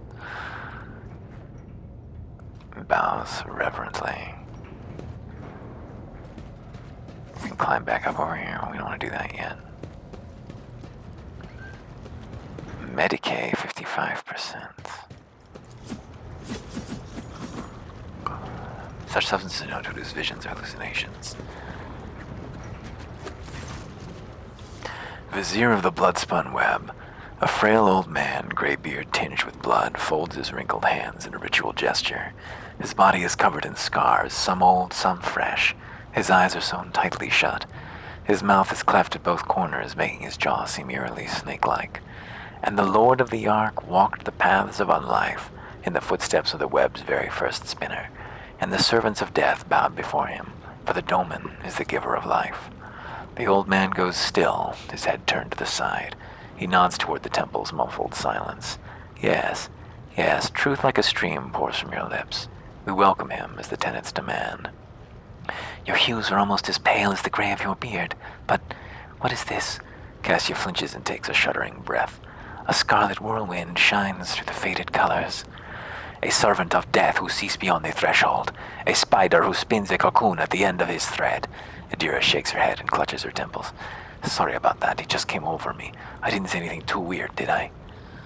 Vizier of the Bloodspun Web, a thin blade appears in the old man's trembling hands. Although his arms are stiff and look like they can barely bend, in the next instant the dynasty symbol is etched on his forehead, dripping blood.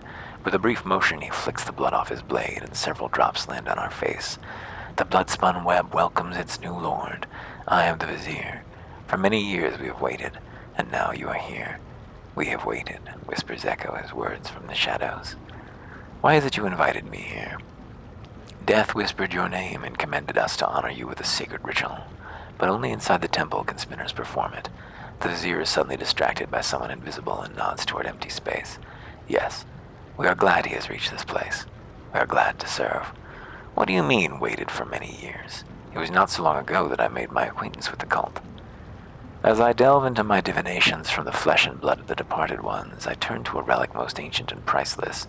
It is his tarot, inherited by the cult from the matriarch spider who spun the first thread. One of the readings I did back when I still had the strength to leave the temple and usher souls on their final journey. That was when, in the intricate tangle of destiny, I glimpsed our meeting. But when we would meet, alas, was not revealed to me. So we waited, year after year. And now the hour has come. Vizier, is that some sort of title? It is the name we give to the first spinner, the one who has learnt the wisdom of the tenets of the web in order to lead the others. I may have a duty to instruct and spin bloody threads, but in all other ways I am as much his servant and yours as anyone in this temple. So you walked my companions in here the normal way while I was forced to make that jump. The spinners guided them along a different trail. You had to take the step, for only you were meant to become the flagship's blood doman. There was no reason to test the faith of those who follow you, for this burden was for their lord to bear. How did you manage to erect an entire temple in the middle of the ship without anyone noticing? Followers of the cult once inhabited the tunnels between the bay's bulkheads until the threads of fate were tangled and a doman of ages past gave us this compartment. We set ourselves to building spacious halls where the shadows, the images of him, and the spinners themselves would whisper of death. And thus the temple you see began to change with the succession of viziers and the cult's generations. We are building it still, slowly but surely. I expected greater respect from one so eagerly anticipated a meeting with the rogue traitor. Struggling to suppress the tremors in his body, the Vizier bows as low as his hunched back allows. Forgive us our poor manners. Our intention was not to insult you. You are the first visitor from the upper decks we have had in a great many years, and the customs of long-time servants of death are somewhat different, but rest assured there is no disrespect in them. I have walked the path of the matriarch spider. What now? The Song of Trailing Blood tells of a path fraught with trials. By accepting it and setting out on that path, you pass the first one, the trial of resolve. For not everyone is prepared to shun their fear and doubt and embark on a search for the unknown, a search for death. The trial of compassion was the second one. You passed it when you put yourself, albeit briefly, in the service of another soul, a man suffering from burns. For the choice between life and death is to be made only by those willing to take responsibility for the pain of the other. The third was the trial of justice. In assuming the role of judge for an apostate of our faith, you declared your right to influence the balance of life and death for the errant soul it upset. And the fourth was the trial of duty, for duty always leads to death. We are prepared to render our duty to the Undying One, fearless and accepting of our purpose, which is to serve him.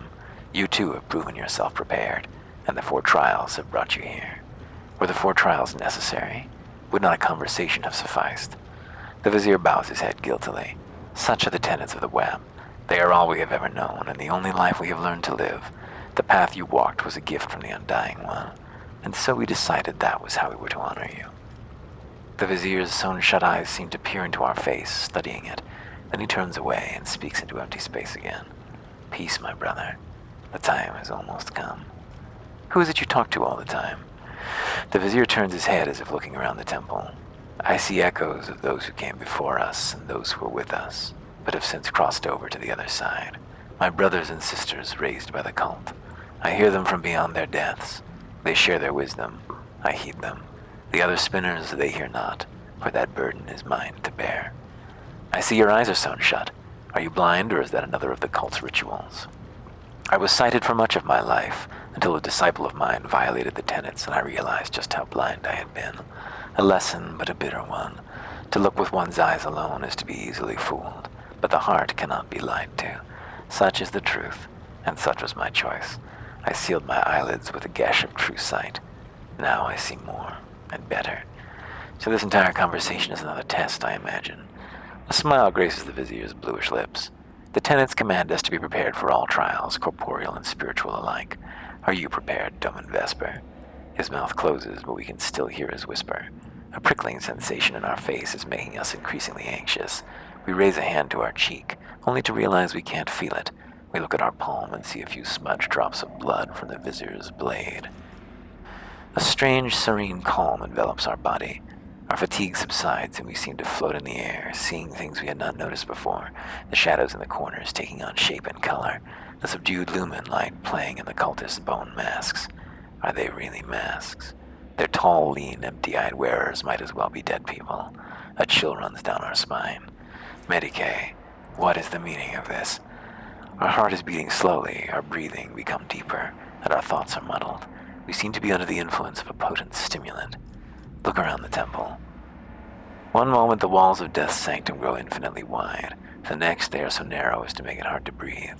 The floor dances under our feet, and the undying Emperor's statue seems to shake its head threateningly as it looks down upon us. And what happens now? Vizier of the Bloodspun Web says, "That is for you to tell me." We look at the Vizier, and his trembling frame seems small and insignificant. A single step is all it would take to crush him, but the visions are starting to wear off, and now the old man towers over us. His keen gaze of his sealed eyes is studying our every movement, awaiting a response. First, you're going to give me the antidote. Now you are going to initiate me as a servant of death. A servant of death, hiss the echoing whispers from the temple, and the vizier bows his head reverently. You have become the blood of the flagship. Now you will become one of his faithful servants. We may not name you a spinner, for a spinner's thread demands the forsaking of one's previous life, but the blood-spun web will still accept you. The tenets allow it, but only for a domin who has followed the trailing blood until the end.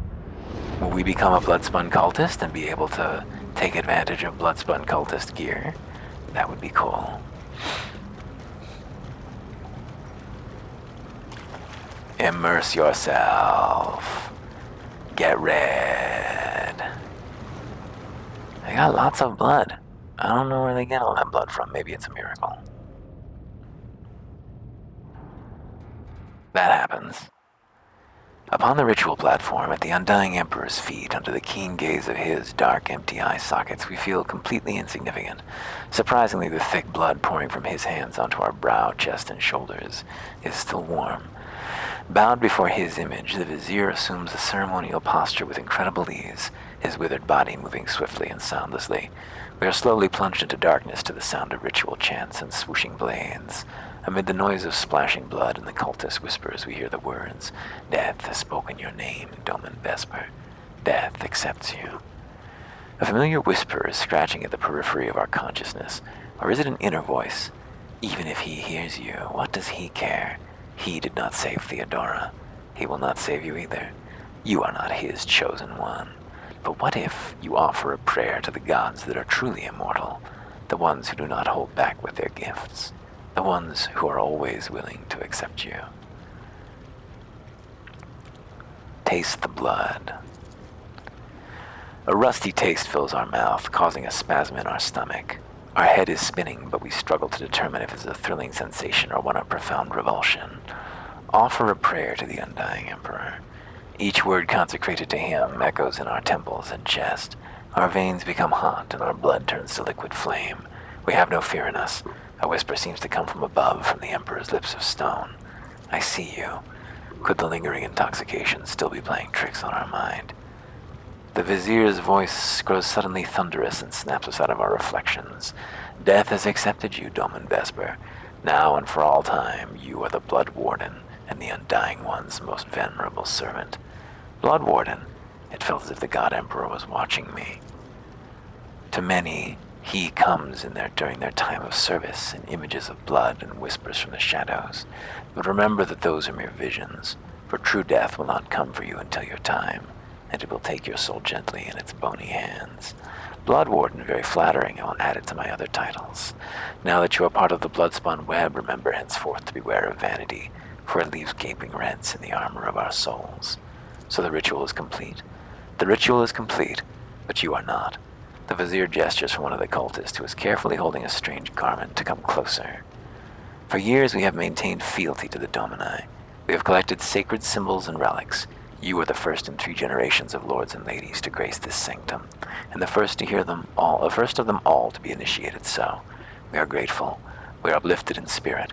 Hear our exultation and accept this gift for the vestment sewn from the bones of his faithful with the threads of death. Plus 3 wounds. Is that good? We could wear it. The cultists whisper prayers to the Undying One as they help us change our clothes and regain our faculties.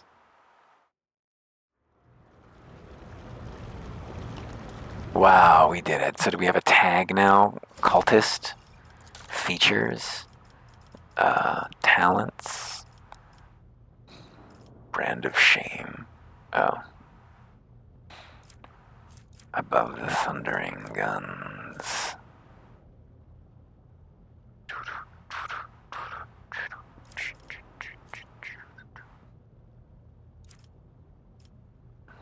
Tenacity.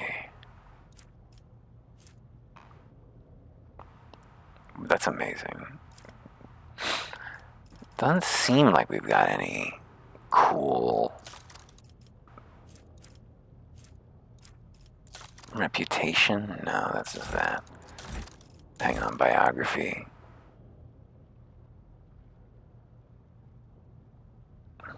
We've gained only iconoclast points so far. Character has no effects, so I don't know if we're considered a blood cultist. I imagine we are. We were initiated. It seems like we should be. Can I talk to the Vizier anymore? Domin Vesper has honored us with a visit. We are glad. First Spinner. Peace, Gibella. You are the shield, you are the shadow, you are the blade. So be them. Have you stopped killing people as I ordered? A prohibition imposed by the Lord of the Ark against which we are powerless. To serve with honor is the rule the web commands us to follow. A spinner must be prepared for any test of faith. It is difficult, but faithful we will stay. Our traditions are rooted in blood and death. Many are frightened by that. Many are blind even with their eyes wide open. Thus spoke the matriarch Spider. People look at things without seeing their essence, which makes them easy to beguile or frighten. We adorn the tunnel with the bones of the righteous, that they may guard our faithful against corrupt deeds and thoughts. We use the blood of the unholy ones for divination, so we may see dangers. The blood of martyrs is our wine, for their suffering makes us strong. People are afraid, but only because they see death as the end. Death, however, is a beginning. It is life and duty and oblivion. Death has many facets. That is its essence. That is its beauty. That's very vague. What are the tenets of the Bloodspun web? I want a clear answer. Every thread ends in death. The Vizier falls silent, as though these words have explained everything. Then he nods toward empty space. Yes, I see he is still full of questions. Let us give him answers about our ways, my brothers and sisters. What is your supreme commandment? To give and receive death, and to fear no twist or turn of fate. One who is afraid of death is already dead in their soul, waiting for the end, afraid to accept the inevitable. A life of fear is disgraceful. The true service is in dedicating oneself to death with no regrets. What do your tenets say about human weaknesses? The smallest stain of rot is enough to ruin the most beautiful woven pattern. Weakness is a gateway into the soul, one we hold open for new failings. It is born of desire. Kill your desires, and your weakness will die along with them. The followers of the web are skillful fighters. What is your secret? The Vizier smiles gently. I cannot share the full wealth of my knowledge, for it has taken me a lifetime to learn. But I can share this foremost lesson with you. Be guided by reason, not fury when you fight, and seek no pleasure in killing. That is how you will win. I see. I will take my leave now. We'll meet again, Doman, when the threads of fate weave a bloody pattern. Wow. Big ol' conversation with the death cultist. And more goods for us. Is there any more cool loot? No. Is that gear better than our gear? That armor that we were granted? 30%. Dodge is 20%. And... yeah. It says 10% dodge when the wearer is not in cover. Well, that's pretty sweet. I mean, it looks dumb. It's made of bones. But it seems like it's better than what we got. We can give it to Cabela, of course. What are our other options here? 20%. This is just superior to the body glove, it looks like. Improved armored body glove. That's superior to the carapace. Scrap chainmail. How do we determine how we look? Are we looking like our outfit right now, or are we looking like? I mean, we must be because we saw him when we put it on. This is barely better in any way. Spinner's ritual vessels. Yeah, let's give him to Cabela. You will be superior now. Spinner's mask. 10 or more stacks of blood blessed the game +1 result. That's a lot of stacks. Not sure how many you gain at once. We still haven't messed with that mechanic. We need to.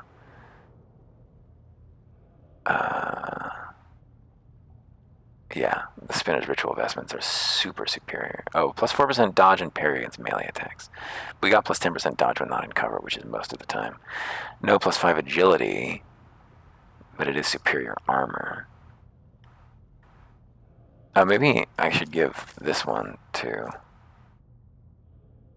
him. Now I think about it. Who needs the improved armored body glove? What are you wearing right now? Heavy leather armor, 40%. Oh, the heavy leather armor is like quite good. It is heavy armor. This is heavy armor, 40%. This is a straight improvement over that. Casing, chest plate. Armor deflection of 1, very nice. Doesn't look amazing, but whatever. I think the body glove is what she's gonna want. Can she wear anything heavy? Mesh chestplate, she's taking a dodge penalty, but she hides behind cover a lot of the time, in theory.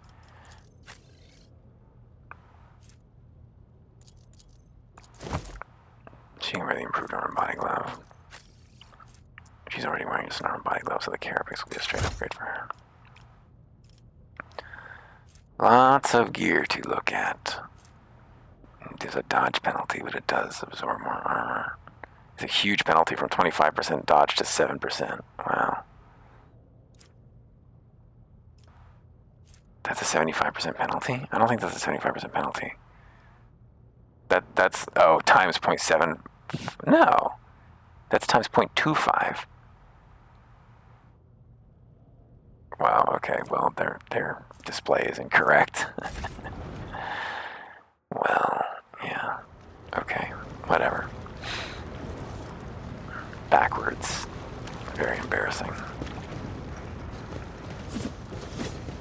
What's this? Underneath an ancient relic is a stone plaque with an inscription carved in elegant cursive. If you value life above duty, you are not worthy of life. Vizier Geogranthus. Ooh.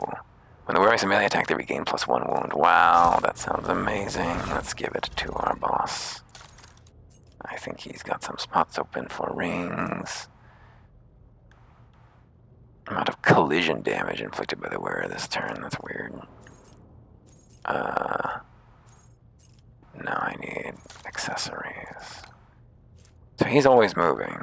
Does anyone else an iconoclast? I don't think that they are.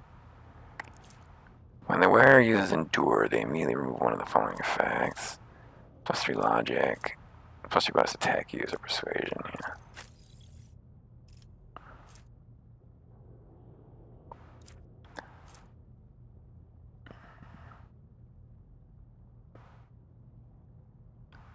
He stands still sometimes when he's toe-to-toe with somebody.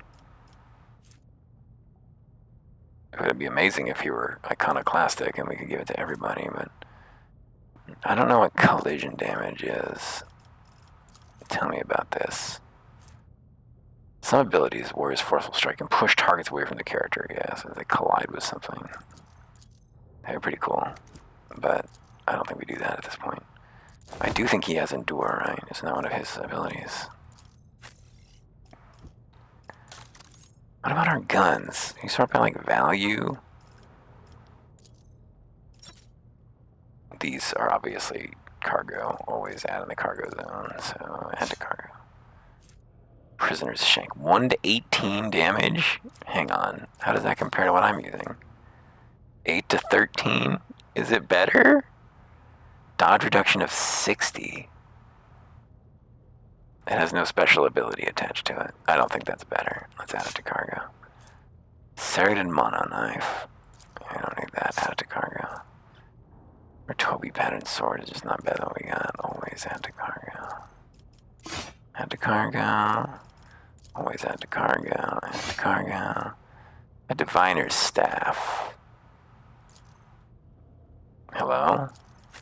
There we go. Oh, switch characters. Lightning Arc is unfortunately from our... What is the Consign ability? Is it as good as Lightning? The next hit against the target will always be an automatic critical hit. That's not bad, but it's not as good as Lightning. Here's Lightning. Is this just as good? Yes, it's identical. Psychic Staff. Staff of House Orcelio, that's for her. Oh, she can't wield it? No, this one. Staff of House Orcelio, they're identical. Okay, so send it to cargo, send it to cargo, send it to cargo. Bolt pistol, can just go to cargo.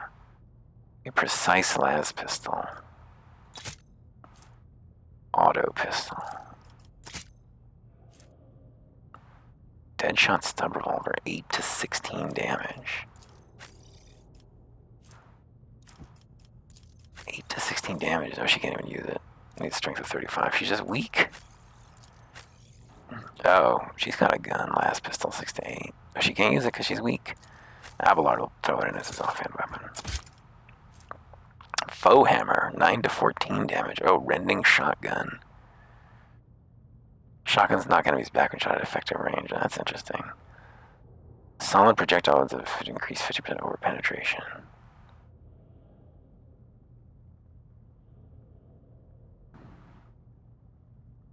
I think I like the revolver more.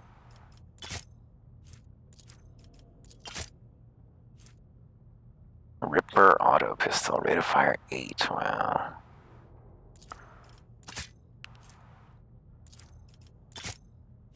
Flamer. Now, who uses those? I think she does. In her offhand, perhaps? The flamethrower. Add to cargo. Long las. We don't have a sniper at this point, I don't think. Unless that's her. Maybe she should be using this instead of her guns that just miss all the time. Yeah, maybe we should give her a long las. Effective against targets in cover and targets with high dodge. And additional critical damage. Yeah, let's go with this. Forget Unfading Valor. Does it actually have any special traits? No, it does not. It's just a normal gun. We'll hold on to it for now, I guess. Auto gun, add to cargo. This nobody can wield. Add to cargo, and the Ripper. Rate of fire 8, wow, 5 to 7 damage. But no bonus accuracy or anything. Add to cargo.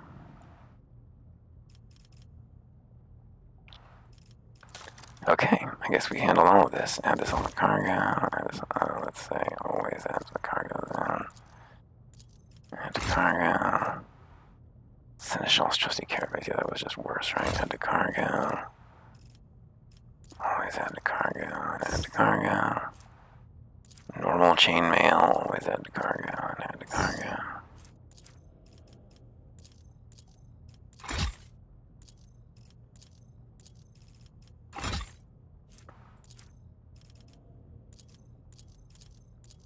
Oops. Right click, right click, right click. Okay. There's a couple of upgrades and changes, I guess. Should be interesting to see the results. But for now, I think we're just about done here. Cold stone sarcophagi serve as the death cultist beds. The bones of their deceased comrades are their bedding. I sleep on death cultist bones. It's also metal. The problem is it's also metal to start with. It's not really any more metal than anything else. It's not like they have more skulls on the walls than anyone else. Like, we're used to it. We've seen the skulls on the walls at this point. It's just not... It's not a shock. Did we fail? Oh, it failed and took an injury? Great. Oh, we got the good sound. That's nice. Spinner's Blade, 8 to 10 damage. Death Cult with the following properties. Bloody Pact. A special ability called Crimson Rage. The wielder can suffer damage equal to 20% of the maximum wounds to regain plus 1 AP. Can be used multiple times per turn as long as it wields 50% wounds. That's deranged. We don't want that. Those Crimson Intoxicants are amazing, though. We should definitely make sure to make use of those. So will we rest automatically when we return to the bridge, or what do we have to do to rest? How do we get these wounds off? Do we have to go to the medical bay? How do I leave? Is this the way out? Yes, it seems like it. To another compartment. Let me show you the way, Doman. Take me to the Enforcer in charge of the Freight Hub. I have business with him.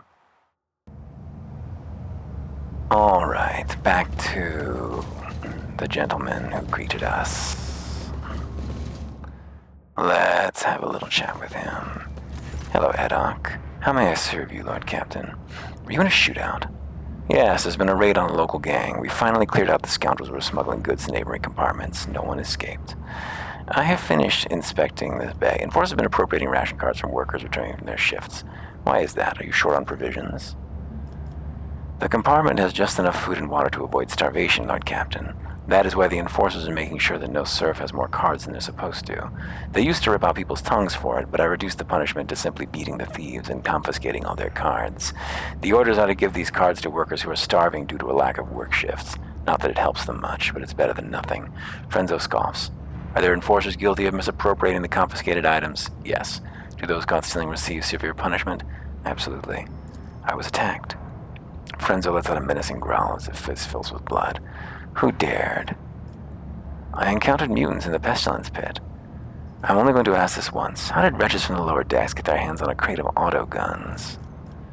Auto guns? Purple spots appear in his face. Warp take me. They couldn't have bypassed the security of a munitions train and walked away with the cargo without help from someone of the enforcers. I executed one reprobate who was trafficking in weapons not too long ago, but even that moron wasn't so greedy and stupid as to arm the rabble with auto guns. So there is another who dishonors the enforcer's uniform. I will find the maggot and shove their head under a passing train. The foreman believes that the people who stole the auto guns are connected to Nemesite.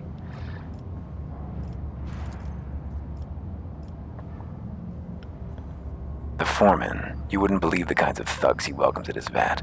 I agree that sympathizers of Nemesite's anarchic cause may be involved in this outrage, but I don't trust that foreman character. He knows everyone in the bay, sees everything, but never informs on one of his own. He only complains about problems I'm already well aware of. I encountered mutants in the pestilence pit. They seem to be under the influence of unholy powers. You went to the pestilence pit. You, into the pestilence pit.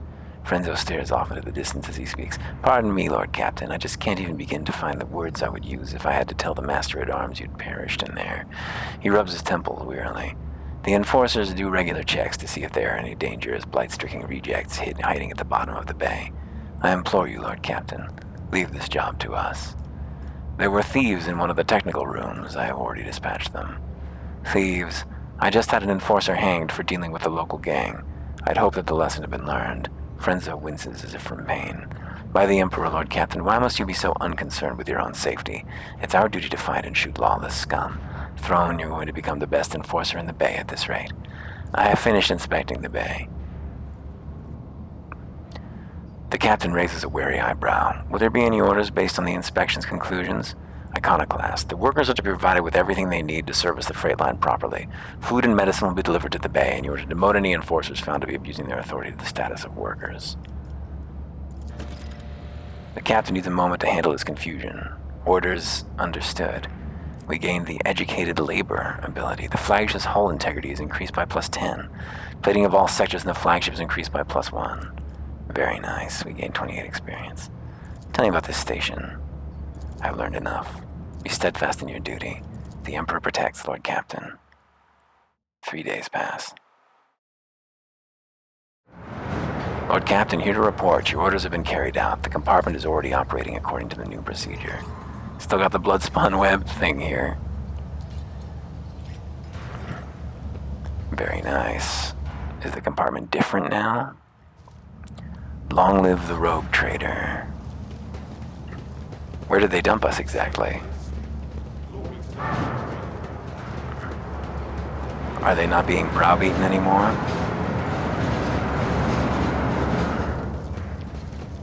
Hey, Eduk, how's things going? I hope being in this bay has not caused you any inconvenience. All right, well that's about a 2-hour session there. It's probably a good place to wrap it. Let's see if we can clear off these guys' wounds, though. If you go to the bridge, do they just clean? Your lordship.